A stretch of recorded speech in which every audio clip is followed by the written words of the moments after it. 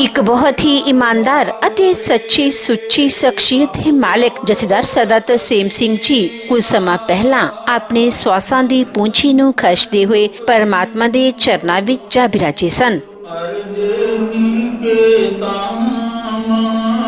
ਕਹੋ ਨਾਨਕ ਸੁਨ ਰੇ ਮਨਾ, ਸਿਮਰਤ ਕਾਹੇ ਨ ਰਾਮ। ਸਭ ਸੁਖ ਦਾਤਾ ਰਾਮ ਹੈ, ਦੂਸਰ ਨ ਕੋਇ। ਕਹੋ ਨਾਨਕ ਸੁਨ ਰੇ ਮਨਾ, ਤੇ ਸਿਮਰਤ ਗਤ ਹੋਏ। ਸਿਮਰਤ ਗਤ ਪਾਈਐ, ਤੇ ਫਜਰ ਤਮੀਤ। ਜੇ ਤੇ ਉਪਜਿਓ ਨਾਨਕਾ, ਲੀਨ ਕਾਹੇ ਮੈਂ ਮਾਨ। ਕਟ ਕਟ ਮੈਂ ਹਰਿ ਜੂ ਬਸੈ, ਸੰਤਨ ਕਿਉ ਪੁਕਾਰ। ਕਹੋ ਨਾਨਕ ਤੇ ਭਜ ਮਨਾ, ਪਉ ਨਿਤ ਉਤਰੈ ਪਾਰ। ਸੁਖ ਦੁਖ ਜੇ ਪਰਸੈ ਨਹੀਂ, ਲੋਭ ਮੋਹ ਅਭਿਮਾਨ। ਕਹੋ ਨਾਨਕ ਸੁਨ ਰੇ ਮਨਾ, ਸੋ ਮੂਰਤ ਭਗਵਾਨ। ਸਤਤ ਨਿੰਦਿਆ ਨਾਇ ਜੇ, ਕੰਚਨ ਲੋ ਸਮਾਨ। ਕਹੋ ਨਾਨਕ ਸੁਨ ਰੇ ਮਨਾ, ਮੁਕਤ ਤਾਹੇ ਤੈ ਜਾਨ।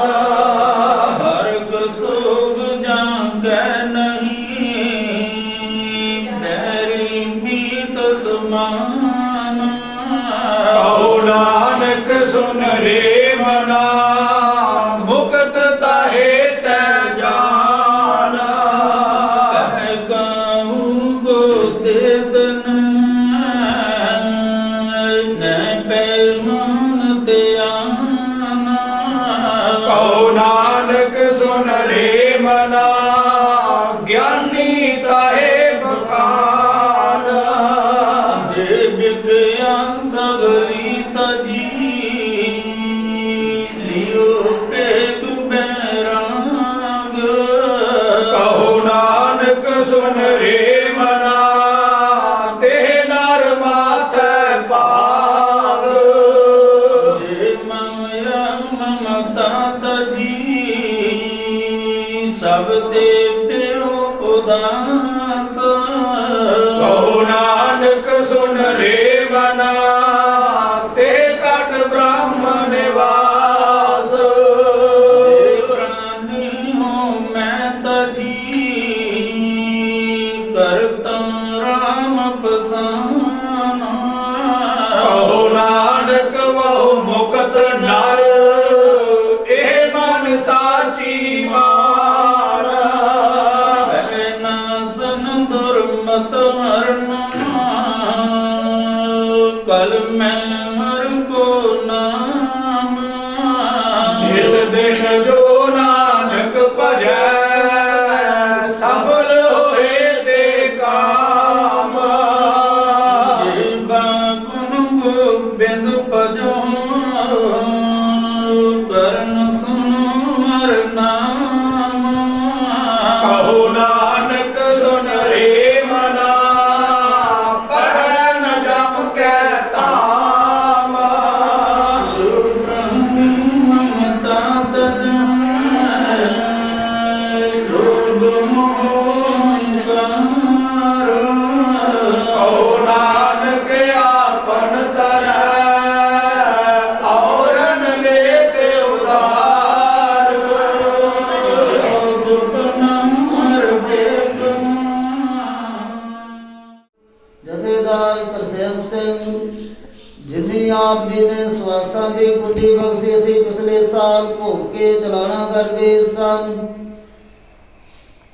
ਉਹਨਾਂ ਦੀ ਸਾਲਾਨਾ ਯਾਦ ਨੂੰ ਮਨਾਉਂਦਿਆਂ ਹੋਇਆਂ ਸੇਵਕ ਪਰਿਵਾਰ ਸਰਦਾਰ ਰਤਨ ਸਿੰਘ, ਸਰਦਾਰ ਹਰਬੰਸ ਸਿੰਘ, स्वर्गवासी सरदार स्मेशंग देव बेटे मर्स्टी पातशाह स्वर्गवासी सरदार तरसेम सिंह ਦੇ ਸੁਪੁੱਤਰ ਸਰਦਾਰ ਰਣਜੀਤ ਸਿੰਘ ਮਨਦੀਪ ਸਿੰਘ ਸੇਵਕ ਪਰਿਵਾਰ ਨੇ ਜੋ ਪਰਸੋਂ ਰੋਜ਼ ਤੋਂ ਰਬੀ ਬਾਣੀ ਇਲਾਹੀ ਬਾਣੀ ਦੇ ਜਾਪ ਬਾਣੀ ਗੁਰੂ ਗੁਰੂ ਹੈ ਬਾਣੀ ਵਿੱਚ ਬਾਣੀ ਅੰਮ੍ਰਿਤ ਸਾਰੇ ਗੁਰਬਾਣੀ ਕਹੈ ਸੇਵਕ ਜਨ ਮਾਨੈ ਪ੍ਰਤਾਖ ਗੁਰੂ ਨਿਸਤਾਰੇ ਦੇ ਸ੍ਰੀ ਅਖੰਡ ਪਾਠ ਸਾਹਿਬ ਆਰੰਭ ਕਰਵਾਏ ਸਨ। ਆਪ ਜੀ ਦੀ ਮਿਹਰ ਕਿਰਪਾ ਤੇ ਸੰਪੂਰਨ ਭੋਗ ਪਏ ਹਨ।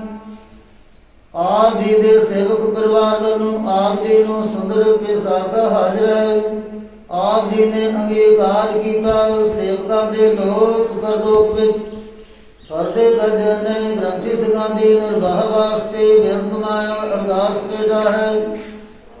ਜਿਨ੍ਹਾਂ ਖਜ਼ਾਨੇ ਤੋਂ ਮਾਇਆ ਆਈ ਸੋ ਖਜ਼ਾਨੇ ਭਰਪੂਰ ਕਰਨੇ ਕਾਲ ਕੰਟਕ ਦੂਰ ਕਰਨੇ ਕਮਾਈਆਂ ਸਫਲੀਆਂ ਕਰਨੀਆਂ।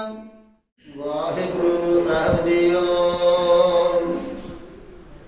ਸੋਰਠ ਮਹਲਾ ਚੌਥਾ ਪੰਚਪਦ ਅਜਰ ਜੜੇ ਕਾ ਸਿਧ ਹੋਈ ਸਿਧੀ ਤੇ ਬੁੱਧ ਪਾਈ ਪ੍ਰੇਮ ਕੇ ਸਰਨਾਗੇ ਤਨ ਭੀਤਰ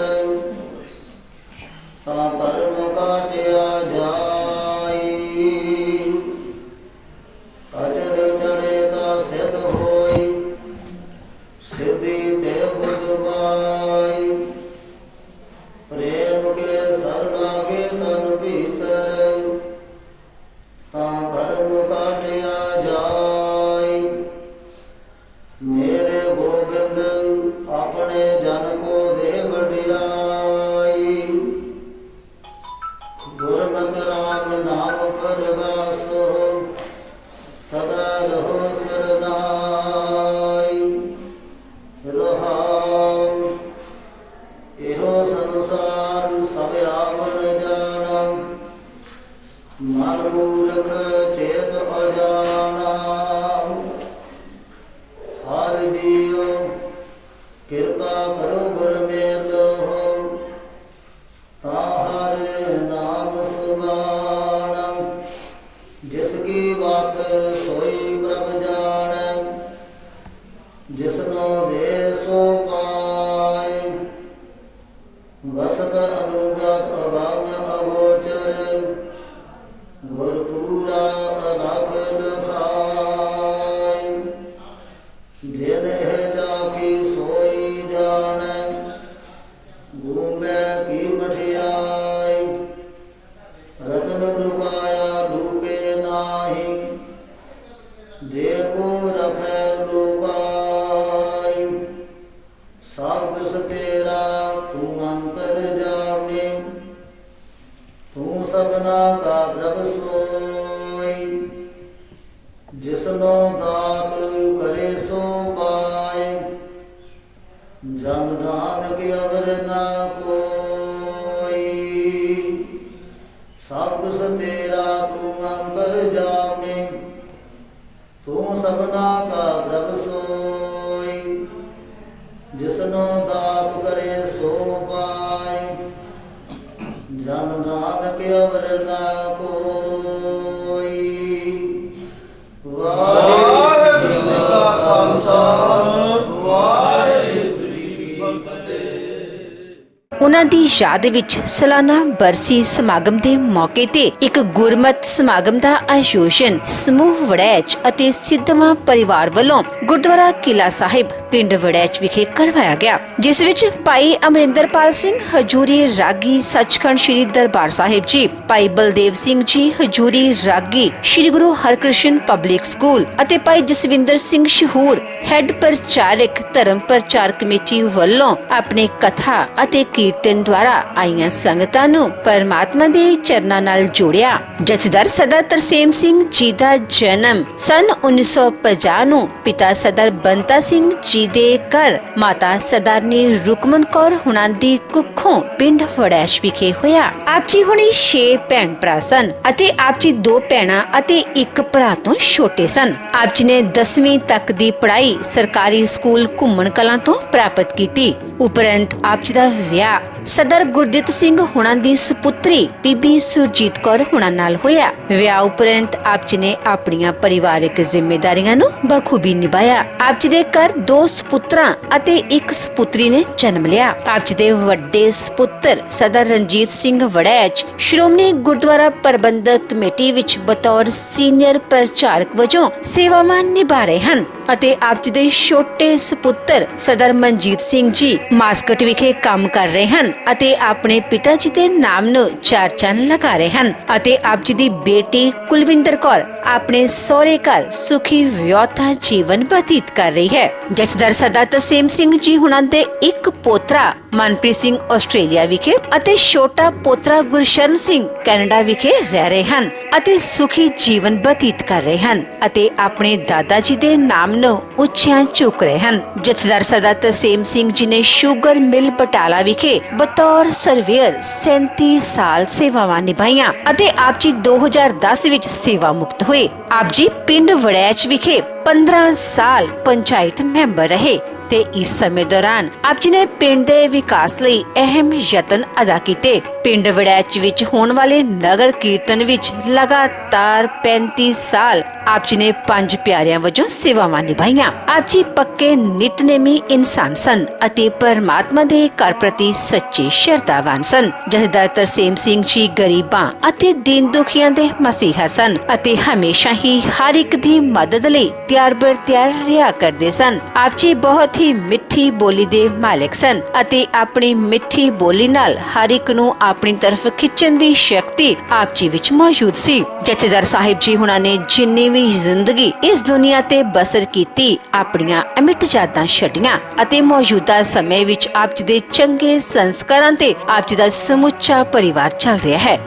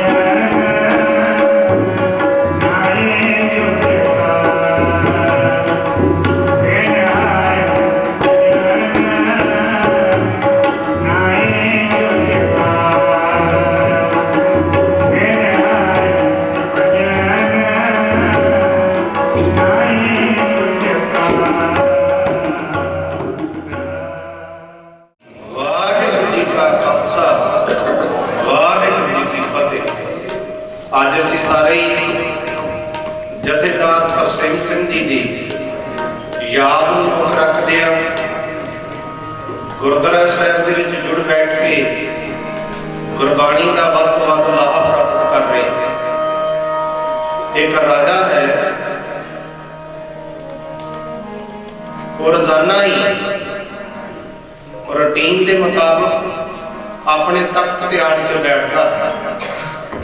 ਅੱਜ ਜਦੋਂ ਰਾਜਾ ਤਖਤ ਤੇ ਬੈਠਾ, ਉਹਦੀਆਂ ਅੱਖਾਂ ਸੁੱਜੀਆਂ ਹੋਈਆਂ ਨੇ, ਚਿਹਰਾ ਮੁਰਝਾਇਆ ਹੋਇਆ ਹੈ, ਚਿਹਰੇ ਤੇ ਕੋਈ ਰੌਣਕ ਨੂੰ ਦਿਖਾਈ ਨਹੀਂ ਦੇ ਰਹੀ।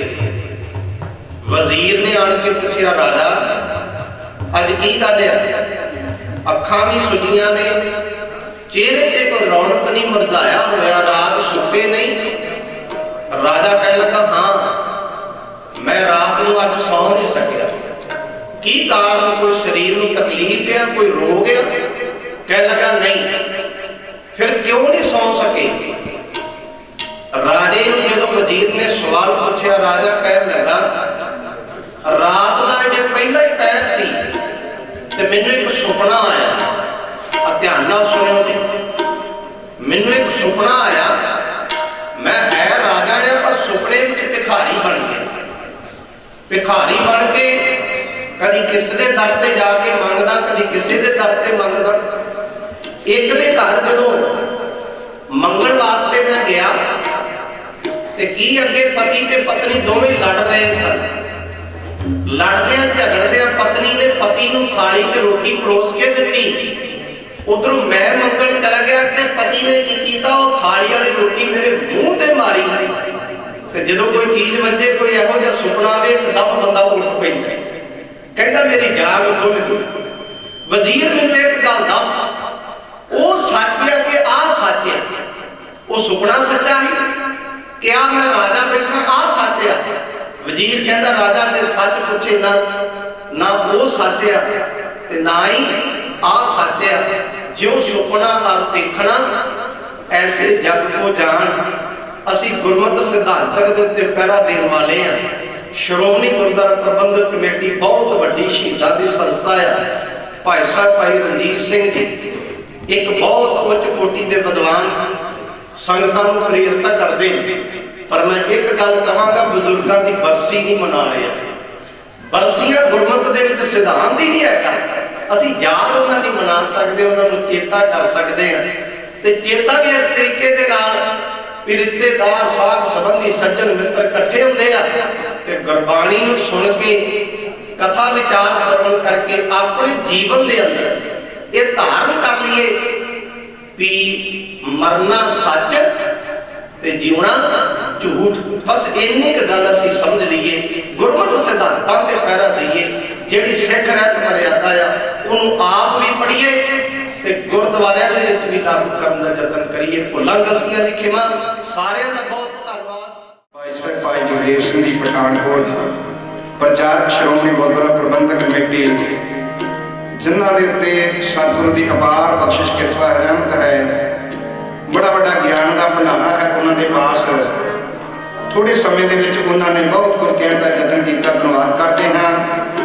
ਹੁਣ ਬੇਨਤੀ ਹੈ ਭਾਈ ਸਾਹਿਬ ਭਾਈ ਅਮਰਿੰਦਰਪਾਲ ਸਿੰਘ ਜੀ ਹਜ਼ੂਰੀ ਰਾਗੀ ਜਥਾ, ਸੱਚਖੰਡ ਸ੍ਰੀ ਹਰਿਮੰਦਰ ਸਾਹਿਬ, ਜਿਸ ਦੇ ਅੱਜ ਦੇ ਇਹਨਾਂ ਸਮਾਗਮਾਂ ਦੇ ਵਿੱਚ ਭਾਈ ਸਾਹਿਬ ਭਾਈ ਗੁਰਦੀਪ ਸਿੰਘ ਜੀ ਵੀ ਵਿਸ਼ੇਸ਼ ਤੌਰ ਤੇ ਪਹੁੰਚੇ ਹੋਏ ਹਨ। ਭਾਈ ਸਾਹਿਬ ਭਾਈ ਸੁਮਿੱਤਰ ਸਿੰਘ ਜੀ, ਭਾਈ ਬਲਜੋਤ ਸਿੰਘ ਜੀ ਪ੍ਰਚਾਰਕ ਸ਼੍ਰੋਮਣੀ ਗੁਰਦੁਆਰਾ ਪ੍ਰਬੰਧਕ ਕਮੇਟੀ ਵੱਲੋਂ ਪਹੁੰਚੇ ਹੋਏ ਹਨ। ਉਹਨਾਂ ਦਾ ਧੰਨਵਾਦ ਕਰਦੇ ਹਾਂ, ਜੀ ਆਇਆਂ ਆਖਦੇ ਹਾਂ। ਹੋਰ ਦੂਰ ਦਰਾਡਿਆਂ ਤੋਂ ਸੰਗਤਾਂ ਪਹੁੰਚ ਰਹੀਆਂ ਨੇ, ਉਹਨਾਂ ਨੂੰ ਵੀ ਜੀ ਆਇਆਂ ਧੰਨਵਾਦ ਕਰਦੇ ਹਾਂ। ਹੁਣ ਆਓ ਪੌਣੇ ਘੰਟੇ ਵਾਸਤੇ ਭਾਈ ਸਾਹਿਬ ਭਾਈ ਅਮਰਿੰਦਰਪਾਲ ਸਿੰਘ ਜੀ ਦਾ ਹਜ਼ੂਰੀ ਰਾਗੀ ਜਥਾ, ਜਿਹੜੀਆਂ ਗੁਰੂ ਰਾਮਦਾਸ ਮਹਾਰਾਜ ਜੀ ਦੇ ਘਰ ਵਿੱਚੋਂ ਮਹਾਨ ਬਖਸ਼ਾਂ, ਰਹਿਮਤਾਂ ਲੈ ਕੇ ਆਏ ਨੇ, ਉਹ ਗੁਰਬਾਣੀ ਕੀਰਤਨ ਦੇ ਰਾਹੀਂ ਸੰਗਤਾਂ ਵਿੱਚ ਵੰਡਣੀਆਂ ਕਰਨਗੇ। ਝੂਠੀ ਵੇਖੀ ਪ੍ਰੀਤ ਜਗਤ ਮੈਂ, ਝੂਠੀ ਵੇਖੀ ਪ੍ਰੀਤ, ਝੂਠੀ ਵੇਖੀ ਪ੍ਰੀਤ ਜਗਤ ਮੈਂ, ਝੂਠੀ ਵੇਖੀ ਪ੍ਰੀਤ, ਝੂਠੀ ਵੇਖੀ ਪ੍ਰੀਤ ਜਗਤ ਮੈਂ, ਝੂਠੀ ਵੇਖੀ ਪ੍ਰੀਤ, ਝੂਠੀ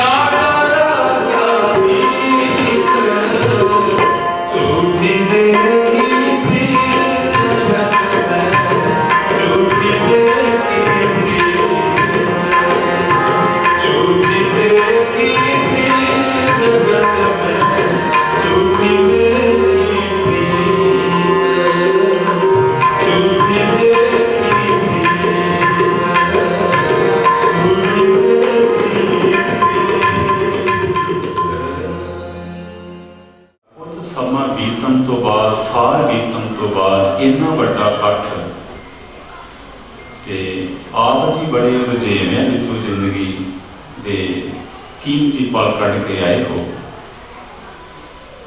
ਤੇ ਇਸ ਕਰਕੇ ਜਿਹੜੀ ਸੰਗਤ ਅੰਦਰ ਬੈਠੀ ਹੋਈ ਮੇਰਾ ਇਹ ਯਤਨ ਹੁੰਦਾ ਕਿ ਉਹਨਾਂ ਨੂੰ ਪੂਰੀ ਸਮਝ ਆਏ। ਇੱਥੇ ਸ਼ਬਦ ਦੀ ਹੀ ਪ੍ਰਧਾਨਗੀ ਹੈ। ਜਪਜੀ ਸਾਹਿਬ ਜੀ ਦੀ ਬਾਣੀ 'ਚ ਬਾਬਾ ਨਾਨਕ ਜੀ ਕਹਿੰਦੇ ਨੇ, ਜਿਨ ਸੇਵਿਆ ਤਿਨ ਪਾਇਆ ਮਾਨ। ਮੈਂ ਸੋਚ ਰਿਹਾ ਸਾਂ ਵੀ ਇਹ ਜਿਹੜਾ ਇੰਨਾ ਵੱਡਾ ਇਕੱਠ ਹੈ, ਇਹਦੇ ਵਿੱਚ ਭਾਜੀ ਤਰਸੇਮ ਸਿੰਘ ਦੇ ਸਪੁੱਤਰਾਂ ਦਾ, ਰਣਜੀਤ ਸਿੰਘ ਹੋਰਾਂ ਦਾ ਵੀ ਯੋਗਦਾਨ ਹੈ। ਪਰ ਜਿਹੜਾ ਕੋਈ ਸਾਡੇ ਵਿੱਚੋਂ ਪਿਆਰਾ ਜੀ ਵਿਛੜ ਜਾਂਦਾ ਹੈ, ਉਹਦੀ ਸ਼ਖਸੀਅਤ ਹੀ ਪ੍ਰਭਾਵਿਤ ਕਰਦੀ ਹੈ। ਇਹਨਾਂ ਕੀਰਤਨ ਸਮਾਗਮਾਂ ਤੇ ਵੱਡਾ ਇਕੱਠ ਹੁੰਦਾ ਹੈ। ਇਸੇ ਕਰਕੇ ਤੇ ਹਜ਼ੂਰ ਕਹਿੰਦੇ ਨੇ, ਇਸ ਪਰਪੰਚ ਮੈਂ ਸਾਚੇ ਨਾਮ ਕੀ ਵਡਿਆਈ ਮਤ ਉਤਰੋ ਮਨ। ਜੇ ਕਿਸੇ ਦਾ ਕੋਈ ਆਦਰ ਤੇ ਮਾਣ ਇਸ ਦੁਨੀਆ ਵਿੱਚ ਹੁੰਦਾ ਹੈ ਤੇ ਉਹ ਪਰਮੇਸ਼ਰ ਦੇ ਨਾਮ ਕਰਕੇ ਹੁੰਦਾ ਹੈ। ਜਪਜੀ ਸਾਹਿਬ ਦੀ ਜ਼ਬਾਨੀ 'ਚ ਹਜ਼ੂਰ ਕਹਿੰਦੇ ਨੇ, ਜਿਨ ਸੇਵਿਆ ਤਿਨ ਪਾਇਆ ਮਾਨ। ਜਿੰਨੇ ਵੀ ਉਹਨੂੰ ਸਿਮਰਿਆ ਹੈ, ਉਹਨੂੰ ਮਾਣ ਪ੍ਰਾਪਤ ਜ਼ਰੂਰ ਹੈ।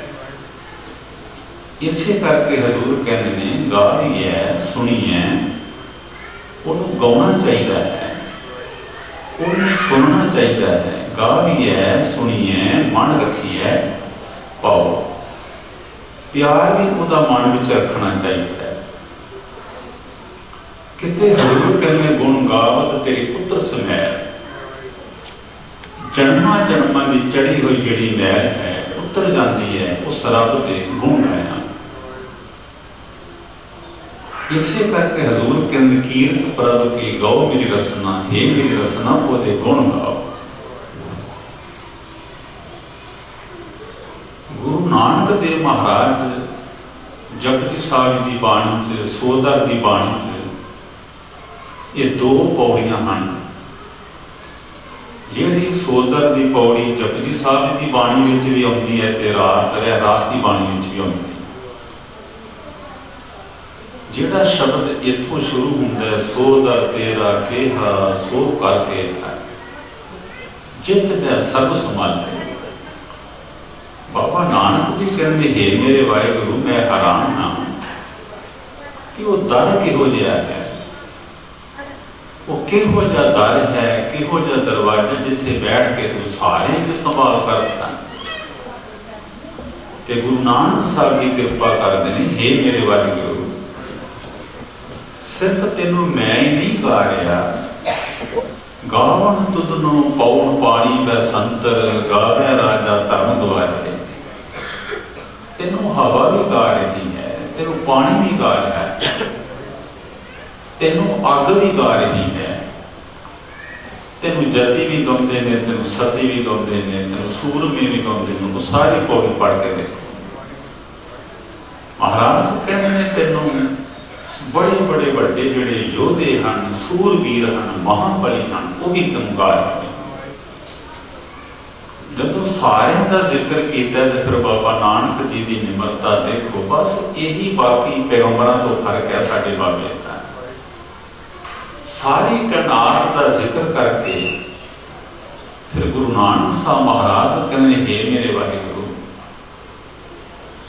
ਤੈਨੂੰ ਉਹੀ ਗਾਉਂਦੇ ਹਨ ਜਿਹੜੇ ਤੈਨੂੰ ਚੰਗੇ ਲੱਗਦੇ ਹਨ। ਸਹੀ ਤੁਧ ਨੂੰ ਗਾਵਣ ਜੋ ਤੁਧ ਪਾਵਣ। ਜਿਹੜੇ ਤੈਨੂੰ ਚੰਗੇ ਲੱਗ ਜਾਂਦੇ ਹਨ ਉਹ ਤੈਨੂੰ ਭਾ ਜਾਂਦੇ ਹਨ। ਅਗਲੀ ਪੰਕਤੀ ਵਿੱਚ ਹਜ਼ੂਰ ਕਹਿੰਦੇ ਨੇ, ਹੋਰ ਕੀਤੇ ਤੁਧ ਨੂੰ ਗਾਵਣ। ਹੋਰ ਤੈਨੂੰ ਕਿੰਨੇ ਕੁ ਗਾ ਰਹੇ ਨੇ। ਹੋਰ ਕੀਤੇ ਤੁਧ ਨੂੰ ਗਾਵਣ, ਸੇ ਮੈਂ ਚਿਤ ਨਾ ਆਵਣ। ਨਾਨਕ ਕਿਆ ਵਿਚਾਰ। ਇਹ ਨਾਨਕ ਕੀ ਵਿਚਾਰ ਕਰ ਸਕਦਾ ਹੈ। ਹੋਰ ਤੈਨੂੰ ਕਿੰਨੇ ਕੁ ਗਾ ਰਹੇ ਨੇ, ਮੈਨੂੰ ਚੇਤਾ ਨਹੀਂ ਆ ਰਿਹਾ। ਗਰੀਬ ਨਵਾਜ ਮਹਾਰਾਜ ਨੇ ਸਾਨੂੰ ਪਰਮਾਰਥ ਦੇ ਰਸਤੇ ਤੇ ਤੁਰਨ ਵਾਸਤੇ ਇੱਕ ਨਿਮਰਤਾ ਦਾ ਪੱਲਾ ਫੜਾਇਆ ਹੈ। ਕਿ ਗੁਰੂ ਤੇਗ ਬਹਾਦਰ ਸਾਹਿਬ ਮਹਾਰਾਜ ਜਿਨ੍ਹਾਂ ਦੀ ਸਾਰੀ ਬਾਣੀ ਵਿਰਾਗਮਈ ਹੈ, ਬੜੇ ਧਿਆਨ ਨਾਲ ਸੁਣਨਾ। ਪਹਿਲੇ ਸ਼ਲੋਕ ਵਿੱਚ ਹੀ ਗੁਰੂ ਤੇਗ ਬਹਾਦਰ ਸਾਹਿਬ ਕਹਿੰਦੇ ਨੇ ਕਿ ਰੱਬ ਦੇ ਗੁਣ ਗਾਉਣੇ ਸੀ। ਜੇ ਤੂੰ ਪ੍ਰਭੂ ਦੇ ਗੁਣ ਨਹੀਂ ਗਾਏ, ਜੇ ਤੂੰ ਉਹਦੀ ਸਿਫਤ ਸਲਾਹ ਨਹੀਂ ਕੀਤੀ, ਮਹਾਰਾਜ ਸਾਹਿਬ ਨੇ ਇੱਕ ਗੱਲ ਯਾਦ ਰੱਖੀ, ਗੁਣ ਗੋਬਿੰਦ ਗਾਇਓ ਨਹੀਂ ਜਨਮ ਅਕਾਲ। ਲੋਕ ਤੈਨੂੰ ਬੜੀਆਂ ਨਮਸਕਾਰਾਂ ਕਰਦੇ ਨੇ, ਕਮਾਈ ਵੀ ਬੜੀ ਕੀਤੀ ਹੈ, ਜਾਇਦਾਦ ਵੀ ਬਹੁਤ ਬਣਾਈ ਹੈ, ਤੇਰਾ ਮਾਣ ਸਤਿਕਾਰ ਵੀ ਬਹੁਤ ਹੈ, ਪਰ ਜੇ ਤੂੰ ਵਾਹਿਗੁਰੂ ਦੇ ਗੁਣ ਨਾ ਗਾਏ ਤੇ ਸਮਝ ਲੈ ਵੀ ਤੇਰਾ ਜਨਮ ਬੇਅਰਥ ਚਲਾ ਗਿਆ। ਇੱਕ ਬਾਣੀ ਪੱਟੀ ਹੈ ਗੁਰੂ ਨਾਨਕ ਸਾਹਿਬ ਮਹਾਰਾਜ, ਇੱਕ 52 ਅੱਖਰੀ ਹੈ। ਮੈਂ ਕਈ ਵਾਰੀ ਬੇਨਤੀ ਕਰਦਾ ਹੁੰਦਾ ਕਿ ਇਹ ਤਾਂ ਸਾਨੂੰ ਚੇਤਾ ਤੇ ਸਾਡੇ ਮਾਸਟਰ ਨੇ ਪੜਾਇਆ ਸੀ, ਊੜਾ ਊਠ ਐੜਾ ਮੀੜੀ ਏਟ ਸੱਸਾ ਸਲੇ।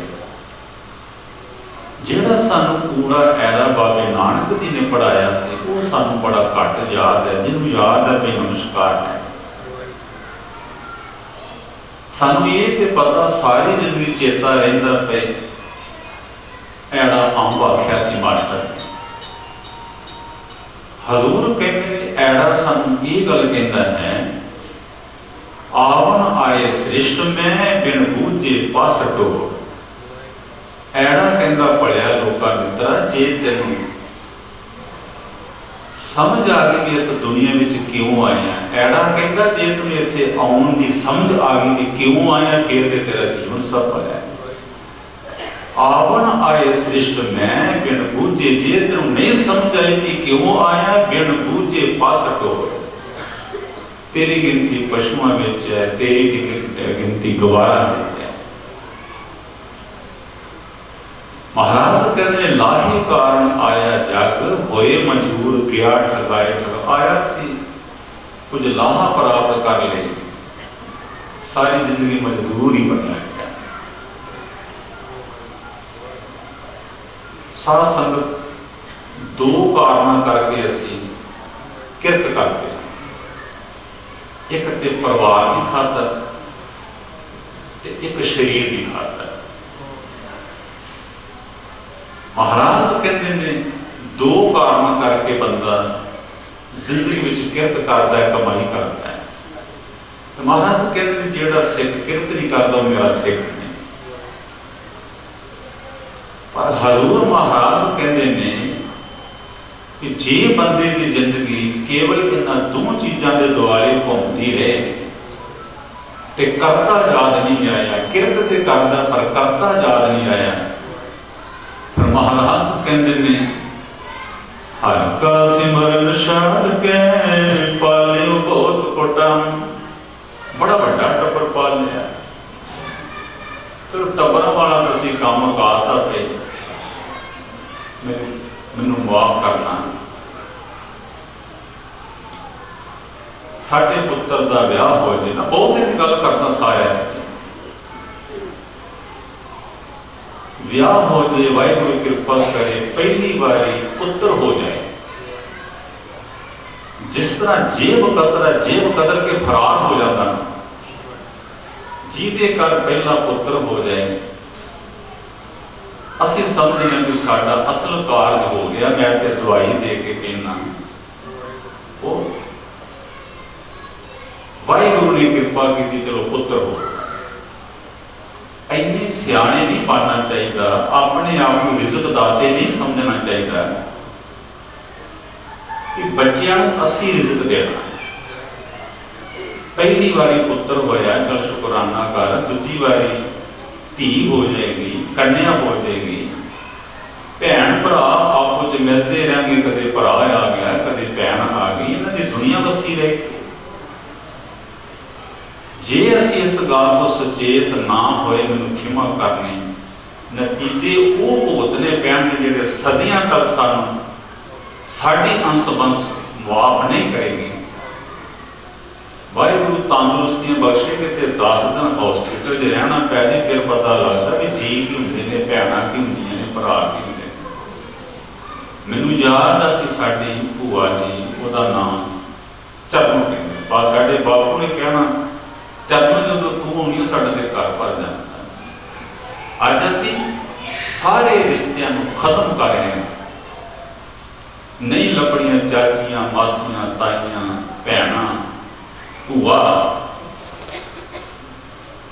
ਇਹ ਜਿਹੜੀ ਬਹੁਤੀ ਸਿਆਣਪਣ, ਬਹੁਤੀ ਸਿਆਣਪ, ਇਹਦੇ ਨਤੀਜੇ ਭੁਗਤ ਰਹੇ ਹਾਂ ਔਰ ਭੁਗਤਾਂਗੇ।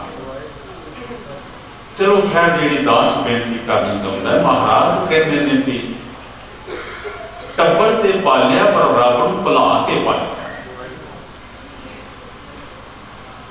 ਜੀ ਸਾਰੇ ਰੱਬ ਦੇ ਹਨ।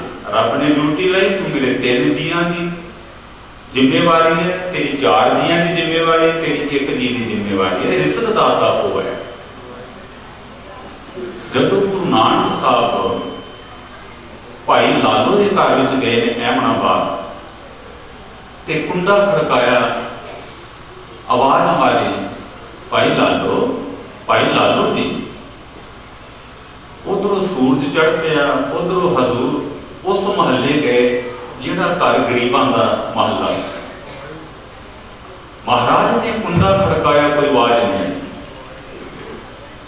ਬਾਬਾ ਨਾਨਕ ਜੀ, ਉਹ ਪਹਿਲਾਂ ਦਰਵਾਜ਼ੇ ਦੇਸੀ ਹੁੰਦੇ ਸੀ, ਵਿਰਲਾ ਹੁੰਦੀਆਂ ਸੀ। ਮਹਾਰਾਜ ਨਾਲੇ ਕੁੰਡਾ ਖੜਕਾਉਂਦੇ ਨੇ, ਨਾਲੇ ਆਵਾਜ਼ ਮਾਰਦੇ ਨੇ, ਭਾਈ ਲਾਲੋ ਜੀ। ਅੰਦਰ ਭਾਈ ਲਾਲੋ ਤਰਖਾਨ ਸੀ, ਕਿੱਲੇ ਕੱਢਦਾ ਸੀ। ਭਾਈ ਲਾਲੋ ਇੱਧਰ ਉੱਧਰ ਵੇਖਿਆ ਕਿ ਹੈ ਇਹ ਕੌਣ ਹੋਏਗਾ ਮੈਨੂੰ ਭਾਈ ਜੀ ਕਹਿਣ ਵਾਲਾ। ਜੀ ਕਹਿ ਕੇ ਬੁਲਾਇਆ ਕਿਸੇ ਨੇ ਅਜੇ ਤੱਕ ਸ਼ਾਇਦ ਕੋਲ। ਅਜੇ ਸੋਚਦਾ ਹੀ ਪਿਆ ਸੀ, ਬਾਬਾ ਨਾਨਕ ਜੀ ਨੇ ਫਿਰ ਆਵਾਜ਼ ਮਾਰੀ, ਭਾਈ ਲਾਲੋ ਜੀ। ਭਾਈ ਲਾਲੋ ਸੋਚਦਾ ਕਿ ਆਵਾਜ਼ ਵੀ ਕੋਪਰੀ ਹੈ, ਆਵਾਜ਼ ਵਿੱਚ ਪਿਆਰ ਵੀ ਬਹੁਤ ਹੈ, ਕੌਣ ਹੋਏਗਾ। ਅਜੇ ਸੋਚਦਾ ਸੀ ਜੀ, ਉਹਨੇ ਫਿਰ ਆਵਾਜ਼ ਮਾਰੀ, ਭਾਈ ਲਾਲੋ ਜੀ। ਭਾਈ ਲਾਲੋ ਨੇ ਤੇਸਾ ਤੇ ਰੱਖ ਦਿੱਤਾ।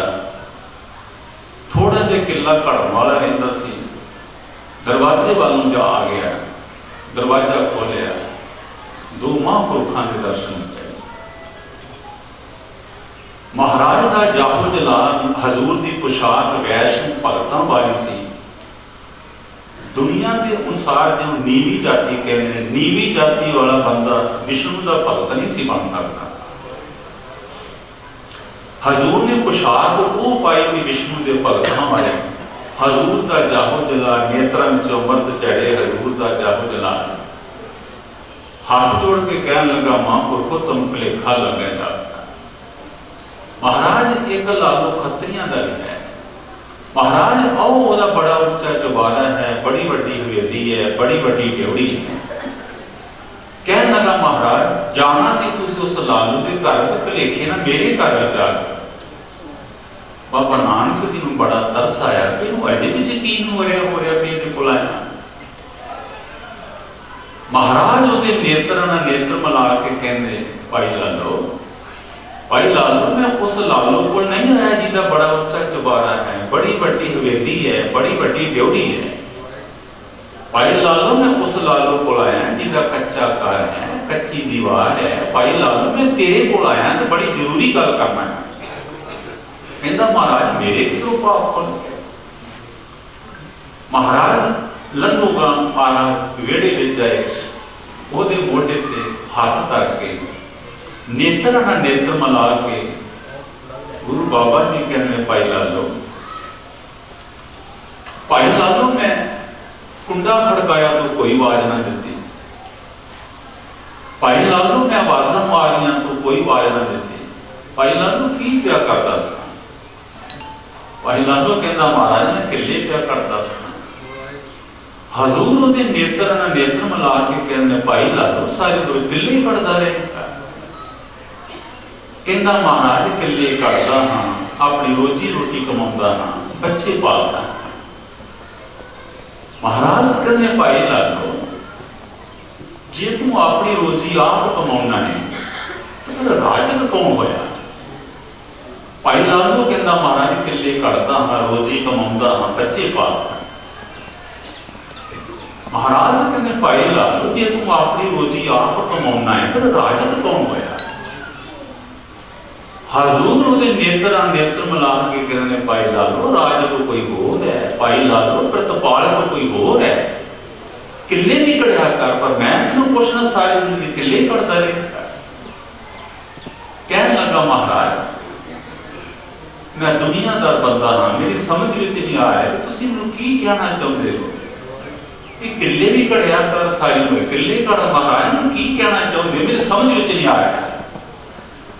ਫਿਰ ਬਾਬਾ ਨਾਨਕ ਜੀ ਸੱਚੇ ਪਾਤਸ਼ਾਹ ਗਰੀਬ ਨਵਾਜ ਨੇ ਜ਼ਿਮੀਂਦਾਰ ਨੂੰ ਉਹਦੀ ਬੋਲੀ 'ਚ ਸਮਝਾਇਆ, ਰਾਜੇ ਨੂੰ ਉਹਦੀ ਬੋਲੀ ਵਿੱਚ, ਸੁਨਿਆਰੇ ਨੂੰ ਉਹਦੀ ਬੋਲੀ ਵਿੱਚ, ਜੋਗੀ ਨੂੰ ਉਹਦੀ ਬੋਲੀ ਵਿੱਚ, ਹੱਡੀ ਵਾਲੇ ਨੂੰ ਉਹਦੀ ਬੋਲੀ ਵਿੱਚ। ਫਿਰ ਮਹਾਰਾਜ ਕਹਿੰਦੇ ਭਾਈ ਲਾਲੋ ਕਿੱਲੇ ਵੀ ਕੜਿਆ ਕਰ, ਮੈਂ ਤੈਨੂੰ ਇਹ ਕਹਿਣ ਵਾਸਤੇ ਆਇਆ ਕਿ ਕਿੱਲੇ ਵੀ ਕੜਿਆ ਕਰ, ਪਰ ਜਿੰਨੇ ਤੈਨੂੰ ਪੈਰਾਂ ਤੋਂ ਲੈ ਕੇ ਸਿਰ ਤੱਕ ਕੜਿਆ ਹੈ ਭਾਈ ਲਾਲੋ ਉਹਨੂੰ ਵੀ ਯਾਦ ਕਰਿਆ ਕਰ। ਅਵੇਖ ਸਾਡੇ ਮਾਲਕ ਨੇ ਕਿੱਦਾਂ ਸਾਨੂੰ ਕੜਿਆ। ਮਹਾਰਾਜ ਨੇ ਉਹਦਾ ਸੱਜਾ ਹੱਥ ਫੜ ਲਿਆ। ਮਹਾਰਾਜ ਕਹਿੰਦੇ ਭਾਈ ਲਾਲੋ ਆ ਦੇਖ ਸਾਡੇ ਮਾਲਕ ਨੇ ਜਿਵੇਂ ਤੂੰ ਕਿੱਲਾ ਕੜਿਆ ਹੈ, ਭਾਈ ਲਾਲੋ ਆ ਦੇਖ ਸਾਡੇ ਮਾਲਕ ਨੇ ਕਿੱਦਾਂ ਤੈਨੂੰ ਕੜਿਆ। ਜੇ ਥਾ ਸਾਡੀਆਂ ਉਂਗਲਾਂ ਵਿੱਚ ਜੋੜ ਨਾ ਹੁੰਦੇ ਤੇ ਅੰਦਰ ਮਹਾਰਾਜ ਕਹਿੰਦੇ ਤੇਰੇ ਕਿੱਲਾ ਨਹੀਂ ਸੀ ਕੜਿਆ ਜਾਂਦਾ। ਭਾਈ ਲਾਲੋ ਜੇ ਸਾਡੀ ਬਾਹ ਵਿੱਚ ਕੂਣੀ ਨਾਣਾ ਜੋੜ ਨਾਣਾ ਹੁੰਦਾ, ਭਾਈ ਲਾਲੋ ਤੇਰੀ ਬਾਹ ਕਿੱਲੇ ਨਹੀਂ ਸੀ ਕੜ ਸਕਦੀ। ਸਾਧ ਸੰਗਤ ਅਸੀਂ ਤੇ ਮੈਂ ਤੁਹਾਡੀ ਗੱਲ ਨਹੀਂ ਕਰਦਾ, ਮੈਂ ਤੇ ਆਪਣੇ ਵਰਗਿਆਂ ਦੀ ਗੱਲ ਕਰਦਾ, ਅਸੀਂ ਨਸ਼ੁਕਰੇ ਹਾਂ। 18 ਸਾਲ ਹੋਏ ਹੋਣਗੇ। ਇੱਕ ਵਾਰੀ ਦਾਸ ਟ੍ਰੇਨ ਤੇ ਬੰਬੇ ਜਾ ਰਿਹਾ ਸੀ।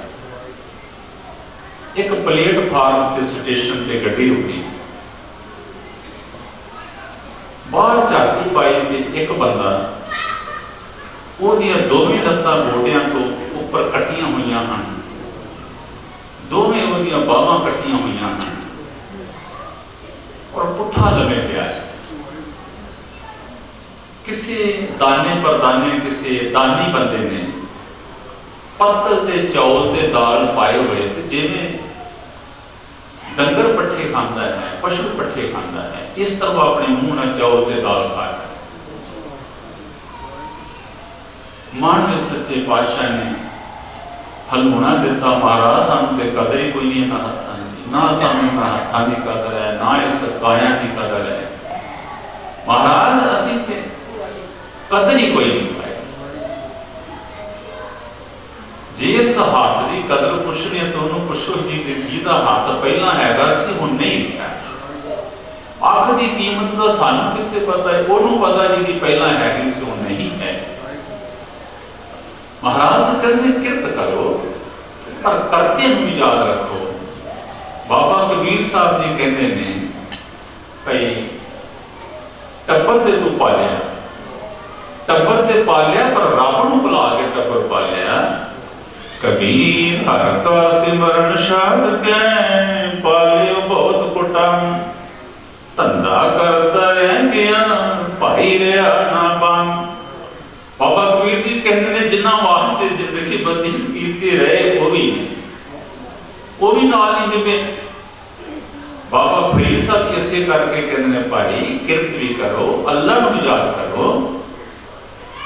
ਬਾਬਾ ਕਬੀਰ ਫਰੀਦ ਸਾਹਿਬ ਕਹਿੰਦੇ ਨੇ ਬੜਾ ਸੌਖਾ ਜਿਹਾ ਉਹਨਾਂ ਨੇ ਇੱਕ ਤਰੀਕਾ ਵਰਤਿਆ ਹੈ।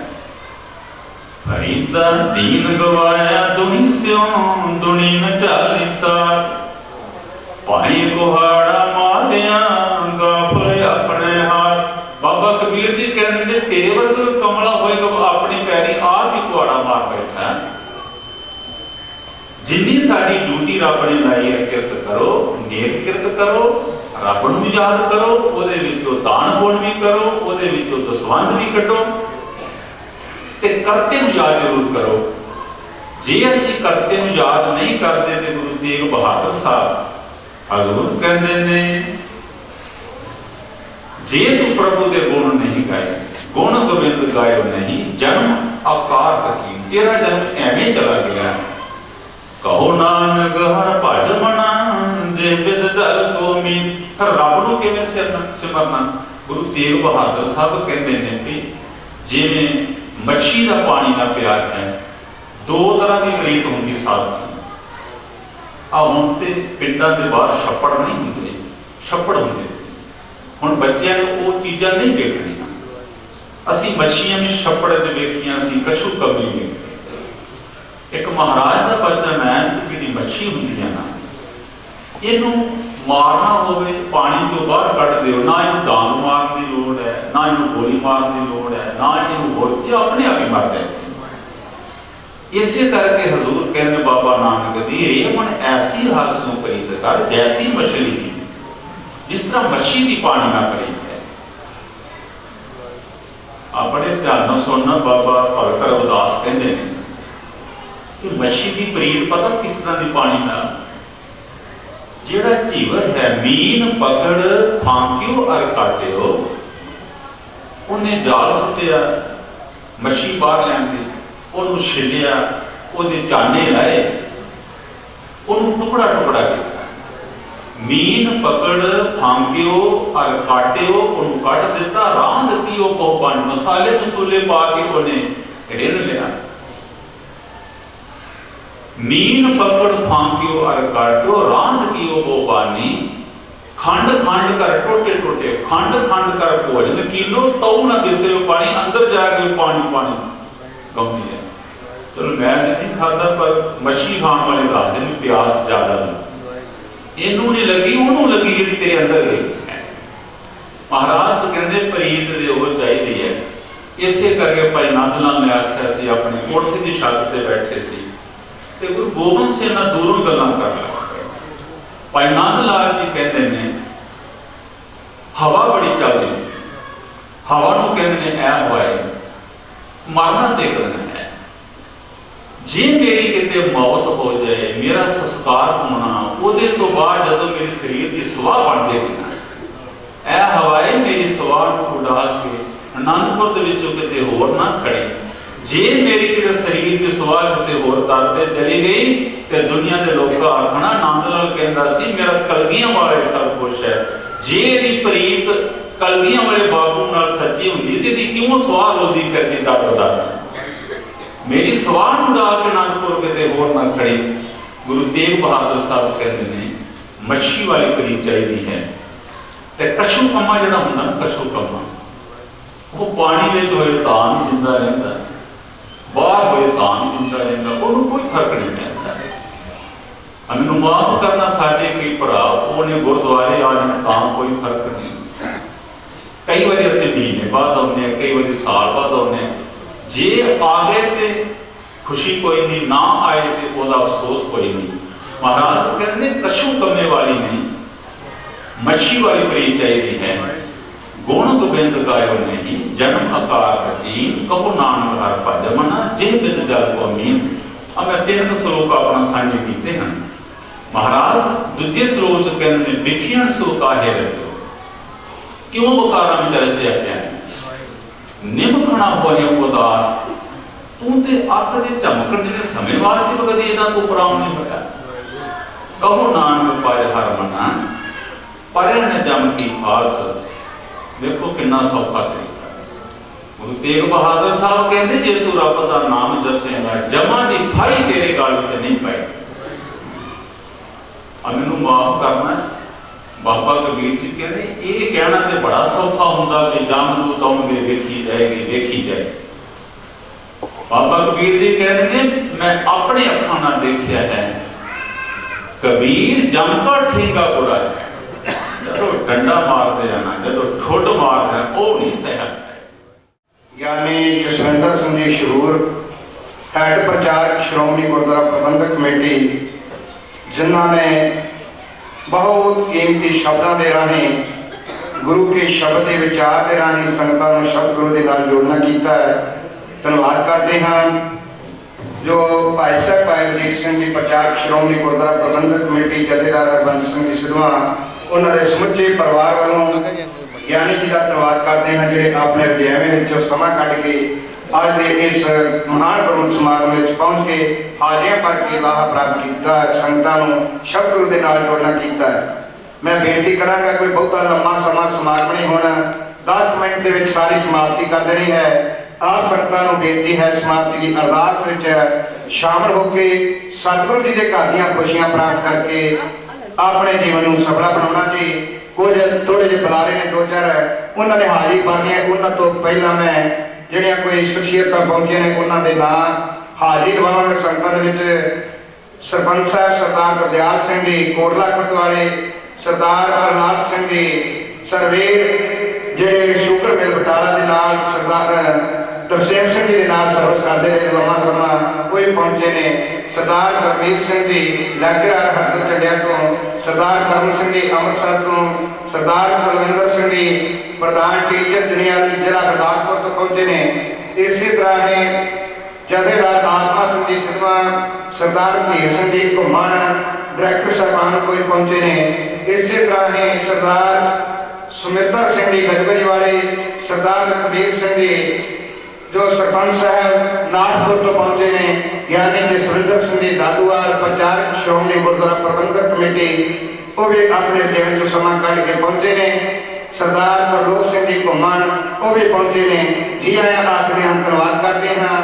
ਸਾਡੇ ਕੋਲ ਥੋੜੇ ਜਿਹੇ ਬੁਲਾਰੇ ਨੇ, ਉਹ ਹਾਜ਼ਰੀ ਪਾਣਗੇ। ਇਸੇ ਤਰ੍ਹਾਂ ਸਾਡੇ ਕੋਲ ਸਰਦਾਰ ਨਰਿੰਦਰ ਸਿੰਘ ਜੀ ਐਡਵੋਕੇਟ ਸਾਹਿਬ ਸਿਰਵਾ, ਉਹ ਵੀ ਪਹੁੰਚੇ ਨੇ। ਉਹਨਾਂ ਨੂੰ ਜੀ ਆਇਆਂ ਆਖਦੇ ਹਾਂ, ਧੰਨਵਾਦ ਕਰਦੇ ਹਾਂ ਇੱਥੇ ਪਹੁੰਚਣ ਤੇ। ਹੁਣ ਮੈਂ ਸਭ ਤੋਂ ਪਹਿਲਾਂ ਬੇਨਤੀ ਕਰਾਂਗਾ ਸਰਦਾਰ ਜਸਵੀਰ ਸਿੰਘ ਜੀ ਘੁੰਮਣ ਐਡਵੋਕੇਟ।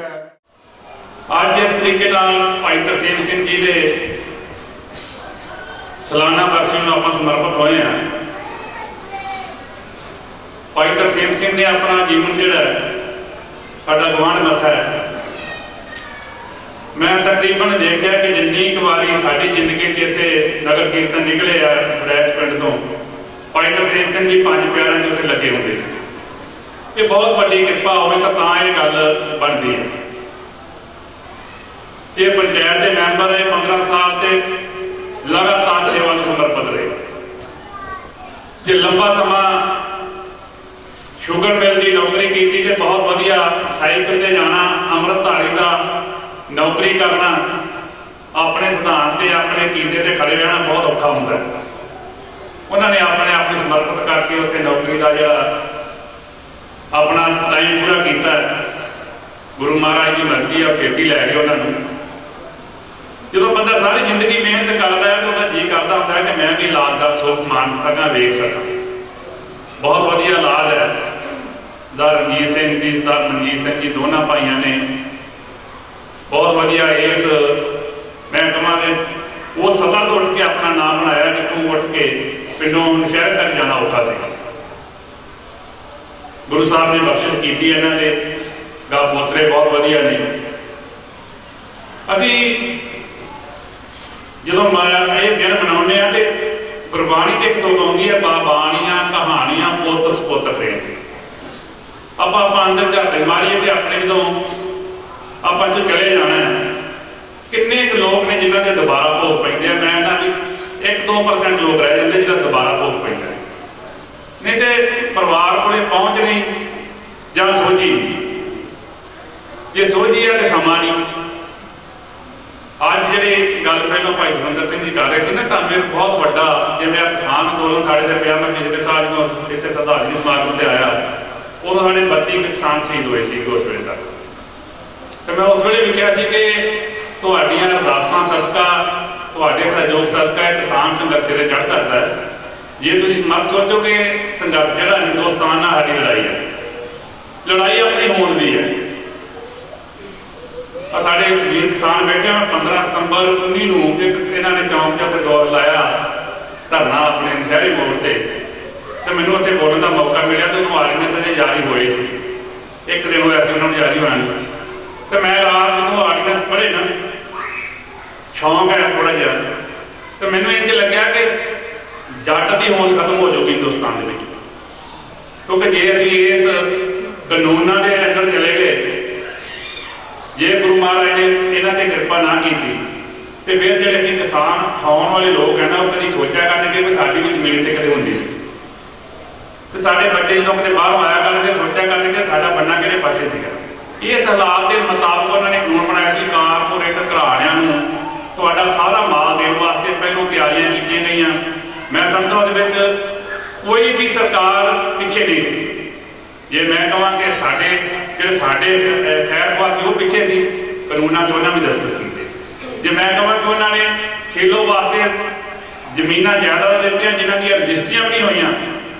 ਆ ਮੈਂ ਤੁਹਾਡਾ ਆ ਉਹ ਜਿਹੜਾ ਆਪਣੇ ਸੀਨੀਅਰ ਇਹਨਾਂ ਨੇ ਮੋਰਚਾ ਲਾਇਆ ਉਹਦੀ ਸੋਹਣਾ ਨੇ ਸਾਲ 1.5 ਸਾਲ ਮੈਂ ਉਹਦੀ ਰਜਿਸਟਰੀਆਂ ਕਢਾ ਕੇ ਦੇਖੀਆਂ ਤੇ ਉਹਦੀ ਰਜਿਸਟਰੀ ਫੀਸ ਵੀ ਸਰਕਾਰ ਨੇ ਨਹੀਂ ਲਈ। 27 ਏਕੜਾਂ ਦੀ ਕੋਈ ਫੀਸ ਨਹੀਂ ਲੱਗੀ। ਜੇ ਅਸੀਂ ਰਜਿਸਟਰੀ ਕਰਾਉਣ ਜਾਣਾ ਤੇ ਫੀਸ ਲੱਗਦੀ ਹੈ। ਆਪਾਂ ਤਾਂ ਸਾਰਿਆਂ ਨੂੰ ਪਤਾ, ਤੁਸੀਂ ਵੰਡਾ ਦਿਓ।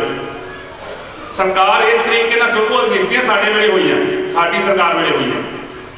ਉਸ ਨਾਲ ਸਾਨੂੰ ਨੁਕਸਾਨ ਬਾਅਦ 'ਚ ਪਤਾ ਲੱਗਦਾ ਕਿ ਸਾਡੇ ਲੀਡਰ ਕਰਦੇ ਕੀ। ਹੁਣ ਤੁਸੀਂ ਮੋਰਚਾ ਜਿੱਤਿਆ, ਬਹੁਤ ਮਿਹਨਤ ਕੀਤੀ ਹੈ। ਮੈਂ ਅੱਜ ਛੋਟੇ ਵੀਰ ਨਾਲ ਗੱਲ ਕਰਦਾ ਹੁੰਦਿਆ ਸੀ ਕਿ ਅਸੀਂ ਬੜੇ ਖੁਸ਼ ਹਾਂ, ਅਸੀਂ ਮੋਰਚਾ ਜਿੱਤ ਲਿਆ। ਜਿਹੜੀ ਪੰਜਾਬ ਨੂੰ ਅਸੀਂ ਕੰਗਾਲੀ ਵਿੱਚ ਧੱਕ ਦਿੱਤਾ ਹੈ, ਅਰਬਾਂ ਖਰਬਾਂ ਰੁਪਈਏ ਲੱਗੇ ਉਸ ਮੋਰਚੇ ਦੇ ਉੱਤੇ। ਤੇ ਸਭ ਤੋਂ ਵੱਡੀ ਗੱਲ ਜਿਹੜੀ 700 ਕਿਸਾਨ ਦੀ ਜਾਨ ਚਲੇ ਜਾਣੀ, ਏਡਾ ਮੋਰਚਾ ਲਾ ਕੇ ਸਾਡੇ ਪਰਿਵਾਰਾਂ ਦੇ ਜੀ ਚਲੇ ਜਾਣੇ, ਉਹ ਮੋਦੀ ਨੇ ਅਫਸੋਸ ਨਹੀਂ ਕਰਨਾ ਸਾਡੇ। ਅਸੀਂ ਆਪਣੀ ਹੋਣ ਦੀ ਲੜਾਈ ਲੜੀ ਹੈ। ਉਹ ਹੋਣ ਦੀ ਲੜਾਈ ਜਿਹੜੀ ਹੈ 100 ਸਾਲ ਬਾਅਦ ਜਿੱਤੀ ਗਈ ਹੈ। ਇੱਕ ਮੋਰਚਾ ਆਪਾਂ 1909 'ਚ ਵੀ ਲੱਗਾ ਸੀ ਇਹਦਾ, ਪਗੜੀ ਸੰਭਾਲ ਜੱਟਾਂ ਵਾਲਾ ਮੋਰਚਾ ਸੀ। ਤੋਂ ਪਗੜੀ ਸੰਭਾਲਣ ਦੇ ਨਾਲ ਇਹ ਮੋਰਚਾ ਲੱਗਾ, ਉਹ ਵੀ ਇੱਦਾਂ ਜਿੱਤਿਆ ਗਿਆ।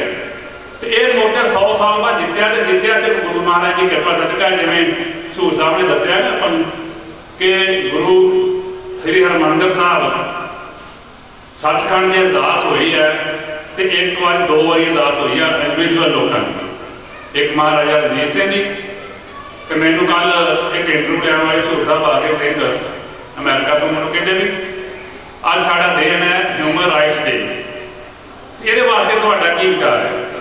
ਤੇ ਮੈਂ ਕਿਹਾ ਵੀ ਸਾਡਾ ਤੇ ਹਿਊਮਨ ਰਾਈਟਸ ਵਾਸਤੇ ਅਸੀਂ ਪਹਿਲਾਂ ਤੋਂ ਲੜਦੇ, ਜਦੋਂ ਗੁਰੂ ਨਾਨਕ ਸਾਹਿਬ ਕਹਿੰਦੇ ਸੀ ਰਾਜੇ ਸੀ ਮੁਕੱਦਮ ਉੱਤੇ ਜਾਏ ਟਿਕਾਣੇ ਬੈਠੇ ਸੁਣੇ। ਸਾਡੇ ਤੇ ਸਿੱਧ ਦੋਲ ਦਾ ਹੁੰਦੇ ਅੱਜ ਕੋਈ ਨਾ ਹੋਣ ਲੱਗੇ। ਸਾਨੂੰ ਤੇ ਪਾਲੋ ਲੱਭਾ ਹੀ ਨਹੀਂ ਜਦੋਂ ਅਸੀਂ ਸੁੱਖ ਦਾ ਆਨੰਦ ਮਾਣਿਆ ਹੋਵੇ। ਸਾਡੇ ਤੇ ਜੇ ਸੁੱਖ ਮਿਲਿਆ ਤੇ ਸੁੱਖ ਉਸ ਵੇਲੇ ਮਿਲਿਆ ਜਦੋਂ ਘੋੜਿਆਂ ਦੀਆਂ ਕਾਠੀਆਂ ਦੇ ਸੁੱਤੇ ਨੇ, ਘੋੜਿਆਂ ਦੀਆਂ ਕਾਠੀਆਂ ਦੇ ਆਨੰਦ ਲਿਆ। ਤੇ ਜਦੋਂ ਅਸੀਂ ਆਨੰਦ ਲੈਣ ਵਾਲੇ ਪਾਸੇ ਪੈ ਗਏ, ਅੱਜ ਪੰਜਾਬ ਦਾ ਸਿੱਖ ਸਾਰਾ ਤਬਾਹ ਹੋ ਗਿਆ। ਇਸ ਡੈਮੋਕ੍ਰੇਸੀ ਨੇ ਸਿੱਖਾਂ ਦਾ ਬੇੜਾ ਕਰ ਦਿੱਤਾ। ਜਿੰਨਾ ਚਿਰ ਸਿਲੈਕਸ਼ਨ ਰਹੀ ਹੈ ਉਹਨਾਂ ਚਿਰ ਸਿੱਖ ਬੈਠ ਕੇ ਗੁਰਮਤਿ ਕਰਦੇ ਸੀ। 5 ਪਿਆਰੇ ਜਿਉਂਦੇ ਸੀ ਇਸ ਪਿੰਡ ਦੇ ਵਿੱਚ, ਆਪਾਂ ਕਿਹੜਾ ਬੰਦਾ ਅੱਗੇ ਲਾਉਣਾ, ਕਿਹੜਾ ਗੁਰਮੁਖ ਹੈ, ਕਿਹੜਾ ਸਿੱਖਾਂ ਲੋਕਾਂ ਦੀ ਭਲਾਈ ਕਰ ਸਕਦਾ। ਤੇ ਜਦੋਂ ਸਿਰਾਂ ਦਾ ਮੁੱਲ ਪੈਣ ਲੱਗ ਗਿਆ, ਜਦੋਂ 52 ਪਾਗਲ ਇੱਕ ਪਾਸੇ ਹੋ ਗਏ, 49 ਦੀ ਕੋਈ ਨਹੀਂ ਪੁੱਛਦਾ। 49 ਲੋਕਾਂ ਦੀ, ਸਿਆਣੇ ਲੋਕਾਂ ਦੀ ਕੀਮਤ ਘੱਟ ਸੀ। ਤੇ ਅਸੀਂ ਫੜ ਕੇ ਸਰਕਾਰਾਂ ਦੇ ਪ੍ਰੈਸ਼ਰ ਥੱਲੇ ਆ ਗਏ। ਸਰਕਾਰਾਂ ਦੇ ਪ੍ਰੈਸ਼ਰ ਨਾਲ ਅਸੀਂ ਨੱਤਾ ਸੇ ਇੱਧਰ ਆ ਤੇ ਕਥਾ ਸੋਨੇ ਦੂਜੇ ਬੰਨੇ ਵੋਟ ਪਾਉਣੀ ਜੋ ਮਰਜ਼ੀ। ਉਹ ਸਾਡੇ ਆਪਣਾ ਸਿੱਖ ਪਿੰਡਾਂ ਦਾ ਸਿਸਟਮ ਇੱਦਾਂ ਦਾ ਬਣ ਗਿਆ। ਜੇ ਇੱਕ ਭਰਾ ਇੱਧਰ ਹੈ, ਦੂਸਰੇ ਭਰਾ ਨੇ ਦੂਸਰੇ ਬੰਨੇ ਵੋਟ ਪਾਉਣੀ ਹੀ ਪਾਉਣੀ ਆ, ਜੋ ਮਰਜ਼ੀ ਕਰ। ਮੇਰਾ ਸਗਾ ਚਾਚਾ ਰਿਹਾ ਦਸਵੰਤ ਚੜਾਈ ਕਰ ਗਿਆ, ਸਾਡੇ ਬਾਪੂ ਨਾਲ ਹੀ ਬਣਦੀ ਨਹੀਂ ਸੀ। ਤੇ ਮੈਂ ਕਿਹਾ ਜਿੰਨਾ ਚਿਰ ਉਹ ਚੜਾਈ ਨਹੀਂ ਕਰ ਗਿਆ ਉਹਨੇ ਸਾਡੇ ਖਿਲਾਫ ਬੋਲਣ ਏਜੰਟ ਰਿਹਾ ਹਰ ਵਾਰੀ।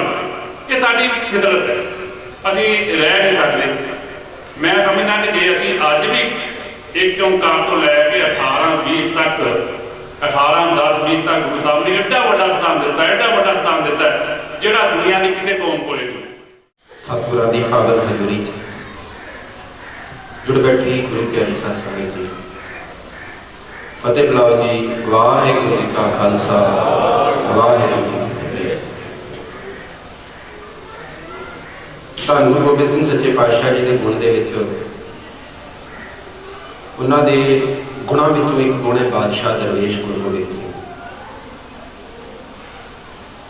ਗੁਰੂ ਗੋਬਿੰਦ ਸਿੰਘ ਜੀ ਬਾਦਸ਼ਾਹ ਵੀ ਸਨ ਤੇ ਦਰਵੇਸ਼ ਵੀ, ਤੇ ਖਾਲਸੇ ਨੂੰ ਉਹੀ ਰੂਪ ਦਿੱਤਾ। ਖਾਲਸਾ ਵੀ ਉਹੀ ਹੈ ਜਿਹੜਾ ਬਾਦਸ਼ਾਹ ਵੀ ਹੋਵੇ ਤੇ ਦਰਵੇਸ਼ ਵੀ। ਦਰਵੇਸ਼ ਦਾ ਮਤਲਬ ਫਕੀਰ। ਕੋਈ ਪਰਵਾਹ ਨਾ ਕਰੇ ਕਿਸੇ ਰਾਜ ਦੀ, ਕਿਸੇ ਤਖਤ ਦੀ, ਸਾਰੇ ਸੰਸਾਰ ਨੂੰ ਆਪਣਾ ਪਰਿਵਾਰ ਮੰਨੇ, ਆਪਣੇ ਪਰਿਵਾਰ ਤੋਂ ਉੱਪਰ ਉੱਠ ਕੇ ਜੀਵੇ। ਤੇ ਜਿਹੜੇ ਆਪਾਂ ਅੱਜ ਦੀ ਗੱਲ ਕਰੀਏ ਬਾਦਸ਼ਾਹੀ ਦੀ, ਤਖਤ ਦੀ, ਰਾਜ ਦੀ, ਤੇ ਉਹਦੇ ਵਿੱਚ ਜਦੋਂ ਗੱਲ ਚੱਲਦੀ ਰਾਜਨੀਤਿਕ ਬੰਦੇ ਦੀ, ਤੇ ਆਮ ਕਰਕੇ ਹੀ ਮਹਾਰਾਜ ਦੀ ਹਜ਼ੂਰੀ 'ਚ ਕਹਿੰਦਾ ਜਾਂਦਾ ਕਿ ਸਿਆਸੀ ਗੱਲ ਨਹੀਂ ਕਰਨੀ ਹੋਈ, ਇੱਥੇ ਰਾਜਨੀਤਿਕ ਗੱਲ ਨਹੀਂ ਕਰਨੀ। ਸਤ ਸੰਗਤ ਵਿੱਚ ਜੋ ਬਾਣੀ ਪੜ੍ਹੀ ਗਈ, ਸੁਣੀ ਗਈ, ਇਤਿਹਾਸ ਪੜ੍ਹਿਆ ਗਿਆ, ਸੁਣਿਆ ਗਿਆ, ਜਦੋਂ ਇਹ ਇਤਿਹਾਸ ਅਮਲ 'ਚ ਆਉਂਦਾ ਤੇ ਫਿਰ ਰਾਜਨੀਤੀ ਨਾਲ ਟਕਰਾਓ ਸਹਿਜ ਸੁਭਾਅ ਹੁੰਦਾ ਹੈ। ਸੱਚ ਇਹ ਹੈ ਕਿ ਜਦੋਂ ਅਸੀਂ ਨਾਮ ਜਪਦੇ ਹਾਂ, ਇਤਿਹਾਸ ਪੜ੍ਹਦੇ ਹਾਂ, ਆਪਣੇ ਅਮਲ 'ਚ ਲਿਆਉਂਦੇ ਹਾਂ, ਤੇ ਅਮਲ ਹੁੰਦਿਆਂ ਸਾਰੀ ਹਕੂਮਤ ਦੇ ਸਾਹਮਣੇ ਖੜਨਾ ਪੈ ਜਾਂਦਾ ਹੈ। ਜਿੰਨਾ ਚਿਰ ਉਹ ਟਕਰਾਓ ਸਾਡੇ 'ਚ ਪੈਦਾ ਨਹੀਂ ਹੋਇਆ, ਸਮਝੋ ਕਿ ਅਸੀਂ ਅਮਲ ਨਹੀਂ ਕੀਤਾ। ਹੁਣੇ ਘੁੰਮਣ ਸਾਹਿਬ ਗੱਲ ਕਰਕੇ ਗਏ ਨੇ, ਪਾਰਟੀ ਵੱਲ ਨਾ ਜਾਏ, ਬੰਦਿਆਂ ਨੂੰ ਵੋਟ ਪਾਇਆ। ਕੋਈ ਪਾਰਟੀ ਹੋਵੇ, ਕੋਈ ਸੰਸਥਾ ਹੋਵੇ, ਕੋਈ ਕਮੇਟੀ ਹੋਵੇ, ਜਦੋਂ ਉਹਦੇ ਬਾਰੇ ਲੋਕਾਂ 'ਚ ਪ੍ਰਚਲਿਤ ਹੋ ਜਾਏਗੀ ਇਹਦੇ ਚੋਰਾਂ ਦੀ ਜਮਾਤ ਹੈ, ਤੇ ਉੱਥੋਂ ਫਿਰ ਚੰਗੇ ਬੰਦੇ ਆਪਣਾ ਪਾਸਾ ਪੱਟ ਕੇ ਪਛਾਣ ਹੋ ਜਾਂਦੇ ਵੀ ਉੱਥੇ ਤਾਂ ਚੋਰ ਨੇ ਸਾਰੇ, ਆਪਾਂ ਨਹੀਂ ਜਾਣਾ। ਤੇ ਜਿੱਥੇ ਚੋਰਾਂ ਦੀ ਜਮਾਤ ਹੋਵੇ ਉੱਥੇ ਫਿਰ ਚੋਰ ਹੀ ਇਕੱਠੇ ਹੋ ਜਾਂਦੇ ਹੌਲੀ ਹੌਲੀ, ਕਿਉਂਕਿ ਉਹ ਸਾਰੇ ਲੋਕਾਂ 'ਚ ਚੋਰ ਹੁੰਦੇ ਆ। ਰਾਜਨੀਤੀ 'ਚ ਚੰਗੇ ਬੰਦੇ ਆਉਣਗੇ ਕਿੱਥੋਂ? ਕੌਣ ਜਾਏਗਾ? 25,000 ਰੁਪਇਆ ਲੱਗਦਾ ਹੈ ਐਮਐਲਏ ਦੀ ਸੀਟ ਲੜਨ ਲਈ। ਹੈ ਕੋਈ ਇੱਥੇ ਤਿਆਰ? ਇੱਕ ਗੱਲ ਪਹਿਲੀ ਸ਼ਰਤ, ਕੋਈ ਨਹੀਂ, ਚਲੋ ਤਿਆਰ ਹੋ ਜਾਏ, 25,000 ਰੁਪਏ ਨਹੀਂ। ਉਹ ਬੰਦਾ ਚਾਹੀਦਾ ਹੈ ਜਿਹੜਾ 5 ਸਾਲ ਇਹ ਵਾਅਦਾ ਕਰੇ ਕਿ ਮੈਂ ਪੂਰੇ 5 ਸਾਲ ਆਪਣੇ ਘਰ ਦਾ ਕੰਮ ਨਹੀਂ ਕਰਾਂਗਾ, ਲੋਕਾਂ ਦਾ ਕੰਮ ਕਰਾਂਗਾ। ਕੋਈ ਐਸਾ ਹੈਗੇ ਨੇ ਨਾ ਜਿਹੜੇ ਸਾਲ ਉੱਥੇ ਬੈਠੇ ਆਪਣੇ ਘਰ ਦੇ ਕੰਮ ਛੱਡ ਕੇ ਗਏ ਸੀ, ਸਮਾਂ ਕੱਢਿਆ ਸੀ, ਇਤਿਹਾਸ ਬਦਲਿਆ ਤੇ ਬਦਲਦੇ ਰਹਾਂਗੇ, ਪਰ ਤਾਂ ਬਦਲਾਂਗੇ ਜੇ ਅਮਲ ਆਏਗਾ। ਸਾਡੇ 'ਚ ਹੈ ਸੇਵਾਦਾਰ, ਪਰ ਜਦੋਂ ਚੋਰਾਂ ਦੀ ਜਮਾਤ, ਠੱਗਾਂ ਦੀ, ਲੁਟੇਰਿਆਂ, ਡਾਕੂਆਂ ਦੀ ਜਮਾਤ ਬਣ ਗਈ ਤੇ ਚੰਗਾ ਬੰਦਾ ਉੱਧਰ ਜਾ ਕੇ ਰਾਜੀ ਨਹੀਂ ਹੈ। ਅੱਜ ਗੱਲਾਂ ਬਹੁਤ ਕਰਨੀ, ਇੱਕ ਗੱਲ ਹੀ ਕਰਕੇ ਫਤਿਹ ਬਣਾਉਣ ਲੱਗਾ। ਉਹ ਗੱਲ ਇਹ ਹੈ, ਜਮਾਤ ਕਰਾਮਾਤ ਹੁੰਦੀ ਹੈ। ਜੇ ਕਿਸਾਨੀ ਅੰਦੋਲਨ ਦੀ ਫਤਿਹ ਵਾਲੀ ਕਰਾਮਾਤ ਵਾਪਰੀ, ਉਹਦਾ ਕਾਰਨ ਹੈ ਕਿ ਅਸੀਂ ਇੱਕ ਪਲੇਟਫਾਰਮ ਤੇ ਇਕੱਠੇ ਹੋਏ। ਪਲੇਟਫਾਰਮ ਕਿਵੇਂ ਬਣਿਆ? ਕਾਨੂੰਨ ਬਣੇ, ਸਾਡੇ ਵਿਰੁੱਧ ਸੀ, ਕਾਨੂੰਨ ਪਲੇਟਫਾਰਮ ਬਣ ਗਿਆ, ਉੱਥੇ ਅਸੀਂ ਇਕੱਠੇ ਹੋ ਗਏ। ਤੇ ਅਸੀਂ ਪਲੇਟਫਾਰਮ ਤੇ ਇਕੱਠੇ ਹੁੰਦੇ ਹਾਂ ਤਾਂ ਪਲੇਟਫਾਰਮ ਕੌਣ ਦਿੰਦਾ ਹੈ? ਸਾਨੂੰ ਹੁਕੂਮਤ ਦਿੰਦੀ ਹੈ, ਤਾਂ ਇਕੱਠੇ ਹੁੰਦੇ ਹਾਂ। ਜਦੋਂ ਸਾਡੀ ਪੱਗ ਲਾਹ ਜਾਂਦਾ ਨਾ, ਫਿਰ ਸੋਚਦੇ ਯਾਰ ਪੱਗ ਨਹੀਂ ਲੜੀ ਹੁੰਦੀ, ਅੱਗੇ ਲੋਕ ਕਿਵੇਂ ਬਚਾਈਏ। ਪਹਿਲਾਂ ਅਸੀਂ ਪ੍ਰੀ ਪਲਾਨ ਨਹੀਂ ਕਰਦੇ, ਸਾਡੀ ਅਗਾਊਂ ਯੋਜਨਾ ਕੋਈ ਨਹੀਂ ਹੁੰਦੀ ਕਿ ਅੱਗੇ ਕੀ ਕਰਨਾ ਹੈ। ਹੁਣ ਕੀ ਹੋ ਸਕਦਾ ਹੈ? ਕਿਸਾਨੀ ਅੰਦੋਲਨ ਨੇ ਬਹੁਤ ਕੁਝ ਦਿੱਤਾ ਹੈ, ਲੀਡਰ ਦਿੱਤੇ ਨੇ, ਲੋਕ ਦਿੱਤੇ ਨੇ, ਸਾਡੇ ਅੰਦਰ ਸੇਵਾ ਦੀ ਭਾਵਨਾ ਜਗਾਈ ਹੈ। ਜੋ ਸੇਵਾ ਸਾਡੇ ਪ੍ਰੈਕਟੀਕਲ ਜੀਵਨ ਦਾ ਹਿੱਸਾ ਹੈ। ਮੈਂ ਇੱਕ ਬੇਨਤੀ ਕਰਨੀ ਹੈ, ਅਸੀਂ ਇਸ ਵਿਧਾਨ ਸਭਾ ਇਲੈਕਸ਼ਨ ਦੇ ਵਿੱਚ ਇੱਕ ਦਰਵੇਸ਼ ਬੰਦੇ, ਜਿਹੜੇ ਬੰਦੇ ਵਾਕਿਆ ਹੀ 5 ਸਾਲ ਆਪਣੇ ਘਰ ਪਰਿਵਾਰ ਲਈ ਕੋਈ ਕੰਮ ਨਹੀਂ ਕਰਨਗੇ, ਸਾਰੇ ਆਪਣੇ ਇਲਾਕੇ ਨੂੰ ਆਪਣਾ ਪਰਿਵਾਰ ਮੰਨ ਕੇ ਸਵੇਰੇ 8 ਵਜੇ ਤੋਂ ਲੈ ਕੇ ਰਾਤ 8 ਵਜੇ ਤੱਕ ਡਿਊਟੀ ਤੇ ਹਾਜ਼ਰ ਰਹਿਣਗੇ, ਕੋਈ ਤਨਖਾਹ ਨਹੀਂ ਲੈਣਗੇ। ਉਹ ਬੰਦੇ ਅਨਾਉਂਸ ਕਰਾਂਗੇ, ਕਿਸੇ ਪਾਰਟੀ ਨਾਲ ਸੰਬੰਧ ਨਹੀਂ ਰੱਖਦੇ ਹੋਗੇ। ਪਰ ਉਹ ਕਿਵੇਂ ਹੋ ਸਕਦਾ ਹੈ? ਉਹ ਸੌਖਾ ਕੰਮ ਨਹੀਂ ਹੈ ਜੀ। ਚੋਰਾਂ, ਡਾਕੂਆਂ ਤੇ ਜਿਹੜੇ ਰਾਜੇ ਪਹਿਲਾਂ ਹੀ ਬਣੇ ਹੋਏ ਉਹਨਾਂ ਨਾਲ ਲੜਨਾ, ਕਹਿੰਦੇ ਇਹ ਲੋਕਤੰਤਰ ਹੈ, ਪਰ ਲੋਕਤੰਤਰ ਨਹੀਂ ਹੈ। ਅਸੀਂ ਉਹਨਾਂ ਲੋਕਾਂ ਨੂੰ ਵੋਟ ਪਾਉਂਦੇ ਹਾਂ ਜਿਨ੍ਹਾਂ ਦੇ ਵੱਡੇ ਵੱਡੇ ਪੋਸਟਰ ਲੱਗੇ ਹੁੰਦੇ ਆ, ਕੋਈ ਵੱਡਾ ਨਾਮ ਹੁੰਦਾ ਆ, ਉਹ ਨਾਮ ਦੇ ਪਿੱਛੇ ਲੱਗਦੇ ਆ। ਇਹ ਪਹਿਲਾਂ ਹੀ ਰਾਜਤੰਤਰ ਚੱਲਦਾ ਸੀ। ਲੋਕਤੰਤਰ ਹੁੰਦਾ ਕਿ ਲੋਕਾਂ ਦੀ ਗੱਲ ਸੁਣੀ ਜਾਵੇ, ਲੋਕਾਂ ਵਿੱਚੋਂ ਲੋਕ ਰਾਜਾ ਚੁਣਿਆ ਜਾਵੇ ਤੇ ਉਹ ਲੋਕਾਂ ਲਈ ਕੰਮ ਕਰੇ। ਮੇਰੇ ਸਤਿਕਾਰਯੋਗ ਚਾਚਾ ਜੀ ਤਰਸੇਮ ਸਿੰਘ ਜੀ ਨਿੱਕੀ ਜਹਾਜ਼ ਨੂੰ ਯਾਦ ਕਰਨ ਵਾਸਤੇ ਬੇਟੀ ਸਭ ਸੰਗਤ, ਵਾਹਿਗੁਰੂ ਜੀ ਕਾ ਖਾਲਸਾ, ਵਾਹਿਗੁਰੂ ਜੀ ਕੀ ਫਤਿਹ।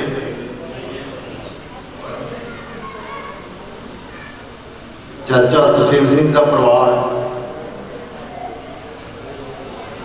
ਜਿਹੜਾ ਖਾਸ ਕਰਕੇ 2 ਖੇਤਰ ਹੁੰਦੇ ਆ, ਧਾਰਮਿਕ ਅਤੇ ਰਾਜਨੀਤਿਕ। ਜਿਸ ਤਰ੍ਹਾਂ ਧਾਰਮਿਕ ਸ਼ਖਸੀਅਤਾਂ ਪਹੁੰਚੀਆਂ ਵਾ, ਬਾਬਾ ਬੁੱਧ ਸਿੰਘ ਜੀ, ਮੇਰਾ ਤੇ ਵਿਚਾਰ ਸੀ ਜਿਸ ਤਰ੍ਹਾਂ ਜਥੇਦਾਰ ਸੂਰ ਸਾਹਿਬ ਨੇ ਬਹੁਤ ਹੀ ਗਿਆਨ ਲਈ ਜਿਹੜੀ ਕਥਾ ਕੀਤੀ ਉਹਨੂੰ ਹੋਰ ਸੁਣਦੇ, ਪਰ ਪਰਿਵਾਰ ਨੇ ਸਮਝਿਆ ਕਿ ਸਾਰਿਆਂ ਦੀ ਜਿਹੜੀ ਹਾਜ਼ਰੀ ਹੋਏ ਕਮੇਟੀ ਵਾਸਤੇ ਜ਼ਰੂਰ ਲਵਾਈ ਜਾਵੇ। ਮੈਂ ਧੰਨਵਾਦ ਕਰਦਾ। ਇੱਕ ਪਰਿਵਾਰ ਦੀ ਗੱਲ ਕਰ ਲੱਗਾ, ਅੱਜ ਆਪਣਾ ਪੈਲਸ ਹਤਤਲਾ ਪਿੰਡ ਬੁੱਢੇਪੁਰ ਤੋਂ ਪਾਰਟੀ ਸੀ ਤੇ ਮੇਰੇ ਸਰਪੰਚ ਸਾਥੀ ਬੈਠੇ ਸੀ। ਜਦੋਂ ਕਿਤੇ ਜਾਣਾ ਹੋਵੇ ਤੇ ਆਮ ਦੱਸਣਾ ਪੈਂਦਾ ਵਾ, ਕਹਿੰਦੇ ਕੀ ਗੱਲ ਆ, ਜਲਦੀ ਚੱਲੇ ਆ। ਸਰਪੰਚ ਸਾਡੇ ਲਾਗੇ ਪਿੰਡ ਸੇਖਵਾਂ ਤੋਂ ਮੈਨੂੰ ਦੱਸੇ, ਮੈਂ ਕਿਹਾ ਮੈਂ ਬੜਿਆਚ ਪਿੰਡ ਜਾਣਾ ਵਾ।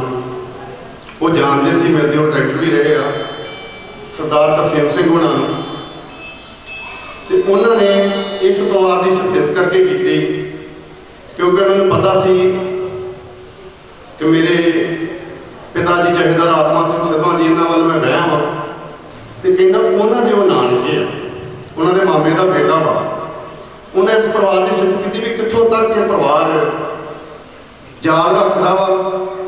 ਅੱਜ ਕੱਲ੍ਹ ਕੀ ਹੁੰਦਾ, ਜਦੋਂ ਕਿ ਬੱਚੇ ਦੀ ਸ਼ਾਦੀ ਹੁੰਦੀ ਤਾਂ ਨਵੇਂ ਰਿਸ਼ਤੇਦਾਰਾਂ ਨੂੰ ਮਿਲਣ ਲੱਗ ਪੈਂਦੇ ਆ ਤੇ ਕੋਈ ਪਿਓ ਦੇ ਨਾਨਕਿਆਂ ਤੱਕ ਵੀ ਨਹੀਂ ਯਾਦ ਰੱਖਦਾ। ਮੈਂ ਬਹੁਤੀਆਂ ਜ਼ਿਆਦਾ ਇਹਨਾਂ ਬਾਰੇ ਨਹੀਂ ਕਹਿ ਸਕਦਾ। ਮੈਂ ਨਿਮਾਣਵਾਂ, ਮੇਰੇ ਕੋਲ ਬਹੁਤ ਸੋਝੀ ਵਾਲਾ ਮੇਰਾ ਵੀਰ ਰਣਜੀਤ ਸਿੰਘ ਚੰਗੇ ਰਸਤੇ ਤੁਰਿਆ। ਅੱਜ ਤੋਂ ਚੰਦ ਦਿਨ ਪਹਿਲਾਂ ਨਾਂ ਲਏ ਬਗੈਰ ਕਹਾਂਗਾ, ਹਰ ਕਲੇਸ਼ ਇਨਸਾਨ ਨੇ ਦੁਨੀਆ ਤੋਂ ਜਾਣਾ, ਮਤਲਬ ਕਾਇ ਮੰਡਪ ਤੇ ਆਏ। ਉਹਦੀ ਵੀ ਵਰਸੀ ਸੀ ਉਸ ਇਨਸਾਨ ਦੀ ਜਿਹੜਾ ਕਿ ਆਪਣੇ ਪੁੱਤ ਨੂੰ 15-20 ਕਿੱਲੇ ਜ਼ਿਆਦਾ ਵੀ ਬਣਾ ਕੇ ਦੇ ਗਿਆ, ਪਰ ਉਹਨੂੰ ਉੱਥੇ ਇਹੋ ਜਿਹੀ ਕੋਈ ਸ਼ਖਸੀਅਤ ਨਹੀਂ ਲੱਗੀ। ਹਮੇਸ਼ਾ ਪਰਮਾਤਮਾ ਟਾਣੀ ਲਾਉਂਦਾ ਵਾ, ਉਸ ਘਰ ਤੇ ਕਿਰਪਾ ਕਰਦਾ ਵਾ ਜਿਹੜਾ ਪਰਮਾਤਮਾ ਦਾ ਬੰਦਾ ਫੜਦਾ। ਮੈਂ ਅਕਾਲ ਪੁਰਖ ਅੱਗੇ ਅਰਦਾਸ ਕਰਦਾ ਕਿ ਇਸ ਪਰਿਵਾਰ ਨੂੰ ਗੁਰੂ ਕਿਰਪਾ ਕਰੇ, ਗੁਰੂ ਦੀ ਕਿਰਪਾ ਹੈਗੀ, ਇਸੇ ਤਰ੍ਹਾਂ ਬਣਾਈ ਰੱਖੇ। ਇਹ ਪਰਿਵਾਰ ਦਿਨ ਦੁਗਣੀ ਰਾਤ ਚੌਗਣੀ ਤਰੱਕੀ ਕਰੇ। ਬਾਕੀ ਅਸੀਂ ਸਾਰੇ ਚਾਹੁੰਦੇ ਹਾਂ ਕਿ ਸਿਸਟਮ ਬਦਲਿਆ ਜਾਵੇ, ਬੜਾ ਔਖਾ ਵਾ। ਪੀੜ੍ਹੀਆਂ ਦਰ ਪੀੜ੍ਹੀਆਂ ਅਸੀਂ ਪਰਿਵਾਰ ਧੜਿਆਂ ਦੇ ਜੁੜੇ ਹਾਂ, ਉਹ ਬਸ ਚੱਲੀ ਜਾਂਦਾ ਵਾ। ਸਰਦਾਰ ਜਸਪਾਲ ਸਿੰਘ ਜੀ ਕਟਲਾ ਜਿਨ੍ਹਾਂ ਨੇ ਆਪ ਜੀ ਦੇ ਨਾਲ ਵਿਚਾਰਾਂ ਦੀ ਸਾਂਝ ਪਾਈ ਹੈ, ਧੰਨਵਾਦ ਕਰਦੇ ਹਾਂ। ਸਾਡੇ ਕੋਲ ਇਸ ਸਮਾਗਮ ਦੇ ਵਿੱਚ ਪੰਥ ਦਾ ਮਹਾਨ ਢਾਡੀ ਜਥਾ ਗਿਆਨੀ ਸ਼ਮਸ਼ੇਰ ਸਿੰਘ ਜੀ ਮਿਸ਼ਰਪੁਰ ਵਾਲੇ ਜੋ ਸ੍ਰੀ ਅਕਾਲ ਤਖ਼ਤ ਸਾਹਿਬ ਜੀ ਨੂੰ ਨਵਾਜਿਆ ਹੋਇਆ, ਉਹ ਵੀ ਆਪਣੇ ਜਥੇ ਦੇ ਨਾਲ ਪਹੁੰਚੇ ਹੋਏ ਨੇ। ਧੰਨਵਾਦ ਕਰਦੇ ਹਾਂ ਉਹਨਾਂ ਦਾ ਵੀ, ਜੀ ਆਇਆਂ ਆਖਦੇ ਹਾਂ। ਹੁਣ ਬੇਨਤੀ ਹੈ ਸਿੱਖ ਕੌਮ ਦੀ ਮਹਾਨ ਸ਼ਖਸੀਅਤ ਇਸ ਇਲਾਕੇ ਦੇ ਵਿੱਚ ਜਿਹੜੀ ਸਿੱਖੀ ਦੇ ਪ੍ਰਚਾਰ ਦੇ ਪ੍ਰਸਾਰ ਦੇ ਵਿੱਚ ਆ ਗਈ ਤਤਪਰ ਰਹਿੰਦੀ, ਮੇਰੀ ਕਹਿਣ ਤੋਂ ਮੁਰਾਦ ਸਰਕਾਰ ਬਾਬਾ ਬੁੱਧ ਸਿੰਘ ਜੀ ਵਾਲੀ ਮੌਲਾ ਆਲਮ, ਮਾਨਵਤਾ ਦੇ ਕਲਿਆਣਕਾਰੀ, ਮਨੁੱਖਤਾ ਦੇ ਗੁਰੂ, ਚਵਰ ਤਖਤ ਛਤਰ ਦੇ ਮਾਲਕ, ਜੁਗੋ ਜੁਗ ਅਟਲ ਸ਼ਬਦ ਗੁਰੂ ਧੰਨ ਧੰਨ ਸਾਹਿਬ ਸ੍ਰੀ ਗੁਰੂ ਗ੍ਰੰਥ ਸਾਹਿਬ ਮਹਾਰਾਜ ਜੀ ਦੀ ਪਾਵਨ ਗੋਦ ਵਿੱਚ ਜੁੜ ਬੈਠੀ ਗੁਰੂ ਪਿਆਰੀ ਸਾਧ ਸੰਗਤ ਜੀਓ, ਰਸਨਾ ਪਵਿੱਤਰ ਕਰੋ, ਫਤਿਹ ਬੁਲਾਓ। ਵਾਹਿਗੁਰੂ ਜੀ ਕਾ ਖਾਲਸਾ, ਵਾਹਿਗੁਰੂ ਜੀ ਕੀ ਫਤਿਹ। ਅੱਜ ਤੋਂ ਕੁਝ ਸਮਾਂ ਪਹਿਲਾਂ ਸਾਡੇ ਅਤੀ ਸਤਿਕਾਰਯੋਗ ਸਰਦਾਰ ਤਰਸੇਮ ਸਿੰਘ ਜੀ ਇਸ ਨਾਸਵੰਤ ਸੰਸਾਰ ਨੂੰ ਸਦਾ ਸਦਾ ਲਈ ਅਲਵਿਦਾ ਕਹਿ ਕੇ ਉਸ ਅਕਾਲ ਪੁਰਖ ਦੀ ਅਨੰਤ ਸ਼ਕਤੀ ਵਿੱਚ ਲੀਨ ਹੋ ਗਏ, ਜਿਨ੍ਹਾਂ ਦੀ ਮਿੱਠੀ ਯਾਦ ਵਿੱਚ ਉਹਨਾਂ ਦੇ ਲਾਇਕ ਸੁਪੁੱਤਰ ਭਾਈ ਰਣਜੀਤ ਸਿੰਘ ਤੇ ਸਮੂਹ ਪਰਿਵਾਰ ਨੇ ਰਲ ਕਰਕੇ ਗੁਰੂ ਗ੍ਰੰਥ ਸਾਹਿਬ ਜੀ ਦੀ ਛਤਰ ਛਾਇਆ ਹੇਠ ਇੱਕ ਗੁਰਮਤਿ ਸਮਾਗਮ ਕਰਵਾ ਕੀਤਾ ਹੈ। ਇਸ ਸਮਾਗਮ ਤੋਂ ਪਹਿਲਾਂ ਧੁਰ ਕੀ ਬਾਣੀ ਦੇ ਅਖੰਡ ਜਾਪ ਹੋਏ, ਗੁਰੂ ਸਾਹਿਬ ਜੀ ਦੇ ਚਰਨਾਂ ਵਿੱਚ ਅਰਦਾਸ ਬੇਨਤੀ ਜੋਦੜੀ ਕੀਤੀ ਗਈ। ਉਪਰੰਤ ਸਿੱਖ ਕੌਮ ਦੀ ਮਹਾਨ ਸ਼ਖਸੀਅਤ ਅਤੀ ਸਤਿਕਾਰਯੋਗ ਭਾਈ ਜਸਵਿੰਦਰ ਸਿੰਘ ਜੀ ਸ਼ਹੂਰ, ਜਿਨ੍ਹਾਂ ਨੇ ਸਟੇਜ ਤੋਂ ਗੁਰੂ ਸਿਧਾਂਤ ਦੀ ਗੁਰਮਤਿ ਦੀ ਗੱਲ ਆਪ ਜੀ ਦੇ ਨਾਲ ਸਾਂਝੀ ਕੀਤੀ। ਕਿਉਂਕਿ ਜਦੋਂ ਅਸੀਂ ਐਸੇ ਮੌਕੇ ਦੇ ਇਕੱਤਰ ਹੁੰਦੇ ਹਾਂ, ਇਹ ਗੱਲ ਵਿਚਾਰਨ ਵਾਲੀ ਹੁੰਦੀ ਹੈ ਕਿ ਮਨੁੱਖ ਕਿਸ ਕਾਰਜ ਲਈ ਇੱਥੇ ਆਇਆ ਹੈ ਤੇ ਕਿੰਨਾ ਉਹਨੂੰ ਸਮਾਂ ਮਿਲਿਆ ਹੈ ਤੇ ਕਿਵੇਂ ਦਾ ਉਹਨੇ ਜੀਵਨ ਜਿਉਣਾ ਹੈ। ਇਹ ਸਾਰੇ ਸਵਾਲਾਂ ਦਾ ਜਵਾਬ ਅਸੀਂ ਧੰਨ ਗੁਰੂ ਗ੍ਰੰਥ ਸਾਹਿਬ ਮਹਾਰਾਜ ਜੀ ਤੋਂ ਪੁੱਛਦੇ ਹਾਂ। ਸਤਿਗੁਰੂ ਜੀ ਵਚਨ ਕਰਦੇ ਹਨ, ਸਹਿਬ ਸੰਭਾਲੇ ਪੰਥ ਨਿਹਾਲੇ, ਅਸਾਂ ਵੀ ਉੱਥੇ ਜਾਣਾ। ਜਿਸ ਕਾ ਕੀਆ ਤਿਨ ਹੀ ਲੀਆ ਹੋਵਾ, ਤਿਸੇ ਕਾ ਭਾਣਾ। ਗੁਰਮਤਿ ਦੀ ਡਿਕਸ਼ਨਰੀ ਵਿੱਚ ਇਹਨੂੰ ਭਾਣਾ ਸ਼ਬਦ ਕਹਿ ਕੇ ਗੁਰੂ ਸਾਹਿਬ ਜੀ ਨੇ ਜ਼ਿਕਰ ਕੀਤਾ ਹੈ ਕਿ ਇਸ ਸੰਸਾਰ ਤੋਂ ਚਲੇ ਜਾਣਾ ਉਹਦੀ ਰਜ਼ਾ ਹੈ, ਉਹਦਾ ਹੁਕਮ ਹੈ, ਉਹਦਾ ਭਾਣਾ ਹੈ। ਤੇ ਅਸੀਂ ਸੰਸਾਰੀ ਜੀਵਾਂ ਨੇ ਕਰਨਾ ਕੀ ਹੈ? ਅਸੀਂ ਪਰਮੇਸ਼ਰ ਦੇ ਭਾਣੇ ਵਿੱਚ ਰਹਿਣਾ ਹੈ, ਉਹਦੇ ਹੁਕਮ ਵਿੱਚ ਰਹਿਣਾ ਹੈ, ਉਹਦੀ ਰਜ਼ਾ ਵਿੱਚ ਰਹਿਣਾ ਹੈ।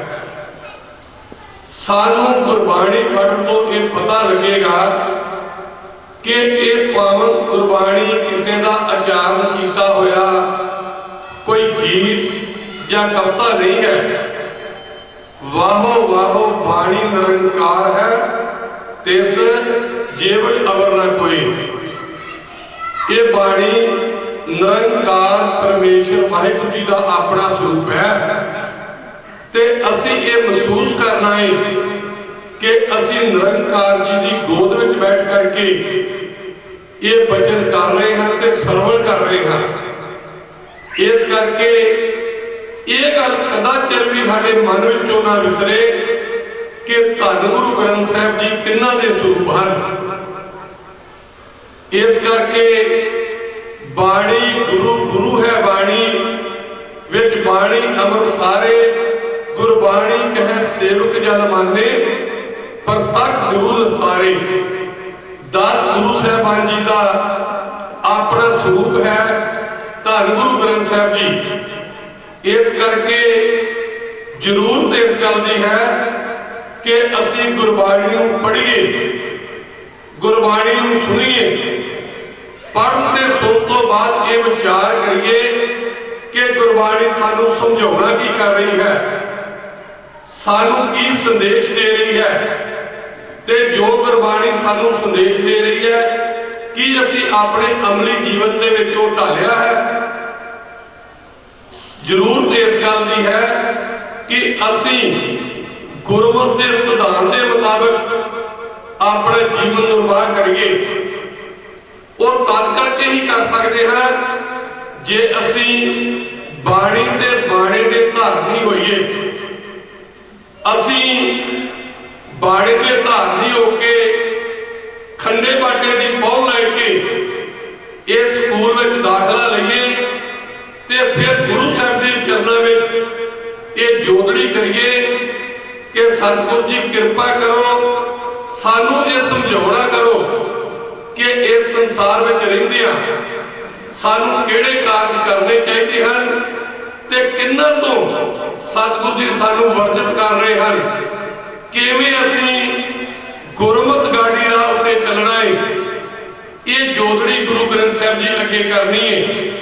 ਇਸ ਕਰਕੇ ਜਦੋਂ ਕੋਈ ਪ੍ਰਾਣੀ ਇਸ ਸੰਸਾਰ ਤੋਂ ਪਰਮੇਸ਼ਰ ਵੱਲੋਂ ਦਿੱਤੀ ਹੋਈ ਸਵਾਸਾਂ ਦੀ ਪੂੰਜੀ ਭੋਗ ਕੇ ਚਲੇ ਜਾਂਦਾ ਹੈ ਤੇ ਅਸੀਂ ਗੁਰੂ ਦੀ ਗੋਦ ਵਿੱਚ ਬੈਠ ਕੇ ਗੁਰਮਤਿ ਵਿਚਾਰਾ ਕਰਦੇ ਹਾਂ ਤੇ ਉਸ ਵੇਲੇ ਜ਼ਰੂਰਤ ਇਸ ਗੱਲ ਦੀ ਹੁੰਦੀ ਹੈ ਕਿ ਅਸੀਂ ਇਹ ਵਿਚਾਰਾ ਕਰਦੇ ਹੋਏ ਕੁਝ ਗ੍ਰਹਿਣ ਕਰੀਏ ਤਾਂ ਕਿ ਸੇਵਾ ਤੇ ਸਿਮਰਨ ਵਾਲਾ ਅਸੀਂ ਜਿਹੜਾ ਜੀਵਨ ਹੈ ਉਹ ਬਤੀਤ ਕਰ ਸਕੀਏ, ਤਾਂ ਕਿ ਉਸ ਪਰਮੇਸ਼ਰ ਦੀ ਦਰਗਾਹ ਵਿੱਚ ਜਾ ਕੇ ਸਾਨੂੰ ਸ਼ਰਮਿੰਦਿਆ ਨਾ ਹੋਣਾ ਪਵੇ ਤੇ ਸਾਡਾ ਜੀਵਨ ਸਫਲਾ ਹੋ ਸਕੇ।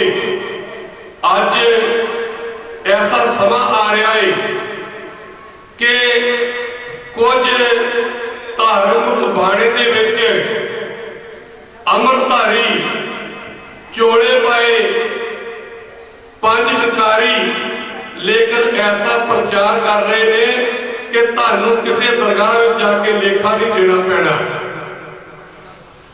ਅਸੀਂ ਉਹਨਾਂ ਦਾ ਪ੍ਰਚਾਰ ਸੁਣ ਕੇ ਕਈ ਵਾਰੀ ਉਹਦੇ ਉੱਤੇ ਅਸਰ ਕਰਨਾ ਸ਼ੁਰੂ ਕਰ ਦਿੰਦੇ ਆ।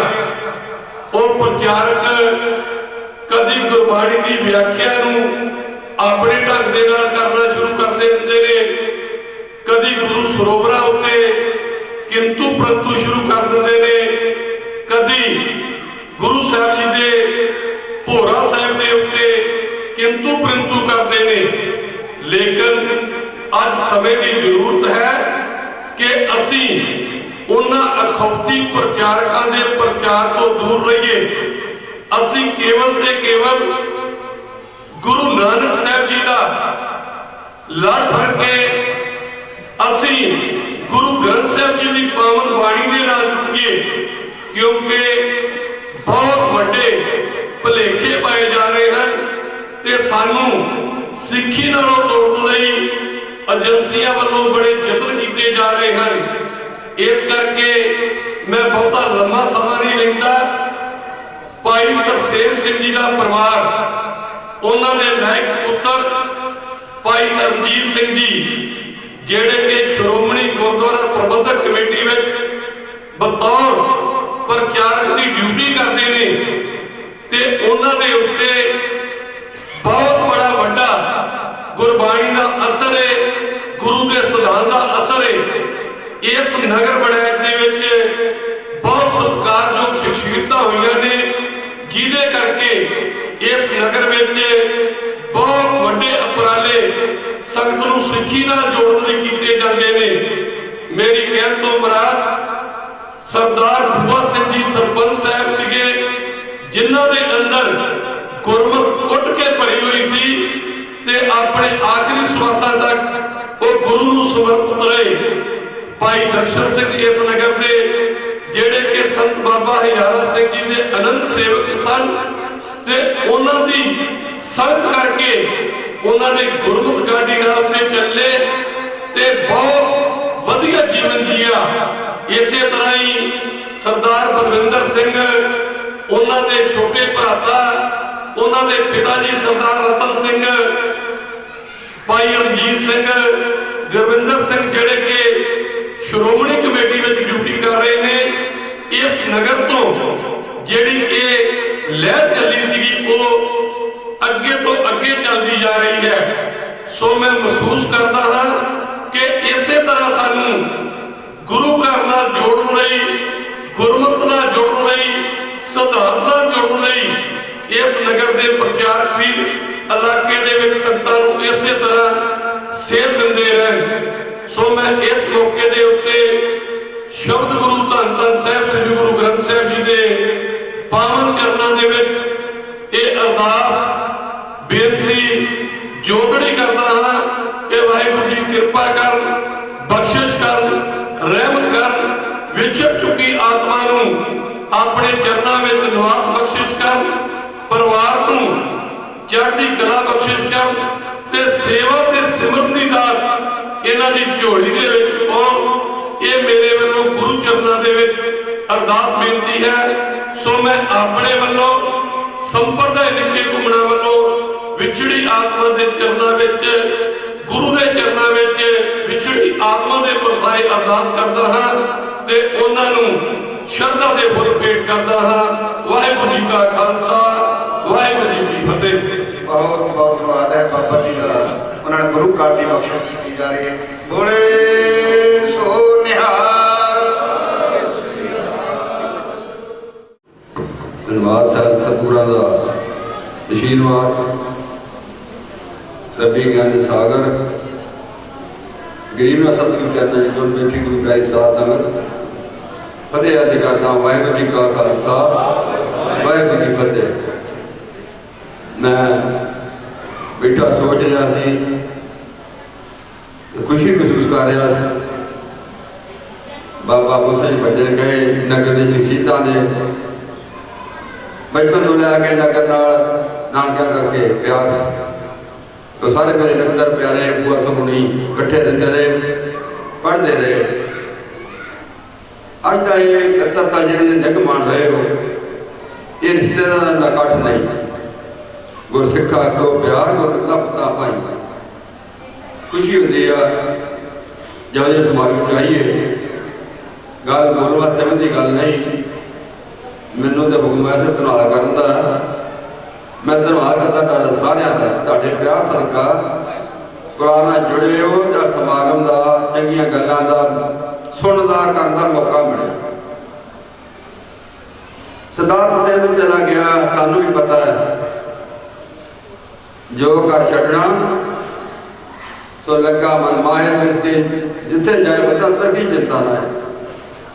बाकी से निकले तो की पैरी पाए वो कुछ फायदे जिहड़े ना जुड़ जाते हैं, जिनको प्रेम प्यार का लाया कम कर नानक इब्राहिम जज दीजिए नाम वास्ता नाम धन नाम संग्रह नामे पद पाए जिन्हें मेरे वीर ने कीर्तन किया कथा की है बड़भागी हर कीर्तन गावे पार मत दे ना को पावे तेरी रंग सत्ता दुख प्राप्त होया साडा जन्म दसे में अपना सवारे आप गल कर रहे सानू अपने बारे सोचना चाहिए सारे जेड़ा जन्म मिले सिर्फ अपने वास्ते नहीं ये समा गुरमत अनुसार दो पहलू ने ये जमा अं अपना भी सवार सकते हैं तो किसी जीवन सवार के हिस्सा पा सकते हैं साड़ी फर्ज वाले जुम्मे पहला लगा आज जो प्रचारक ने ना इसमें अपना नाम जपते हैं तो सानू जो कथा करके सुनाते हैं वो दूजा पहलू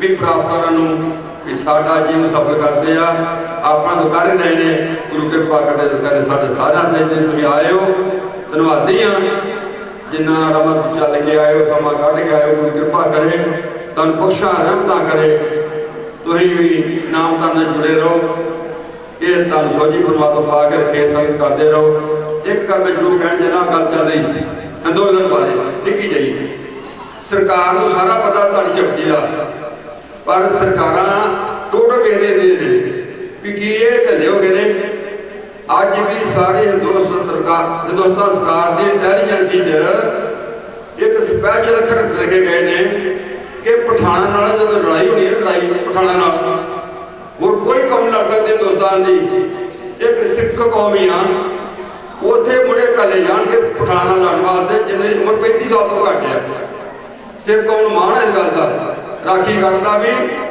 अनाज पैदा करता जाता तो यो उन्हें देखा सुख घर फिरते टीवी वेखते ने हूँ कि मोर्चा लाना पर गुरु बाबे नानक कृपा कर दी रहमत कर दियाँ भगती ना शक्ति मिलती है संगत पाठ कर रही कीर्तन कर रही नाम जप रही ये दात प्राप्त हो गई गुरु कृपा करे हर साढ़े तंग संग परमात्मा चरणा जोड़ के रखे इस तरह संगत करते रहो।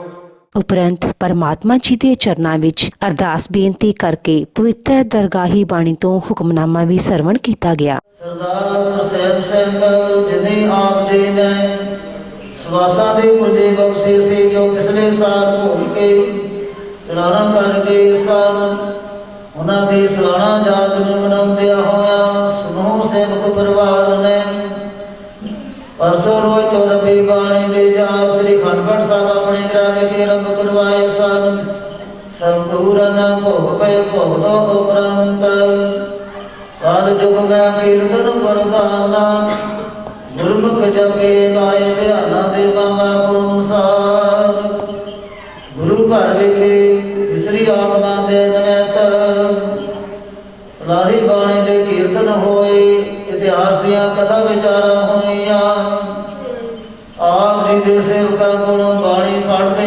कीर्तन करदे इतिहास दियां कथा विचारा करदे थोड़ी बात अनुसार वजह भुला दी खिमा बख्शो अगे तो इसे तरह ही सेवा करन दा कीर्तन करन दा इतिहास दियां कथा विचारा करन दा उदम उत्साह प्यार बख्श नाम गुरु घर नाल प्रीत बख्शने मारस्ते पातशाह समूह संगतां दा तिल फल प्रवान करो कदम कदम लेखे लाओ सर्वत संगत नूं अपने दर घरों नाम दान गुर सिखी जीवन बख्शो।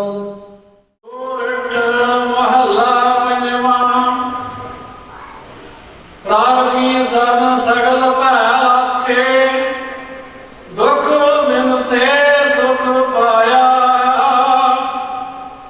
दयाल हुआ पार ब्रह्म स्वामी पूरा सतगुर ध्याया प्रभ की शरण सगल बैलाथे दुख बिन से सुख पाया दयाल हुआ पार ब्रह्म स्वामी पूरा सतगुर ध्याया प्रभ जियो तुम मेरो साहिब दाता कर कृपा प्रभ दीन दयाला गुण गावो रंग रता सतगुर नाम निधान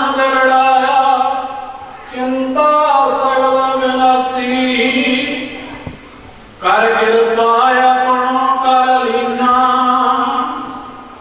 मन बसे अबनासी ताको विघ्न को लागे यो सतगुर अपने राखे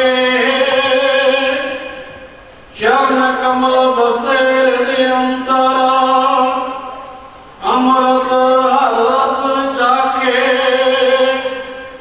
कर सेवा सेवक प्रभु अपने जिन मन की यश बजाई नानक दास केवल हारे जिन पूर्ण पैल रखाई कर सेवा सेवक प्रभु अपने जिन मन की यश बजाई नानक दाता केवल हारे जिन पूर्ण पैल रखाई वाहिगुरु जी का खालसा वाहिगुरु जी की फतेह। सोरठ महला पंजवा प्रभ की शरण सगल पै लाथे दुख बिन से सुख पाया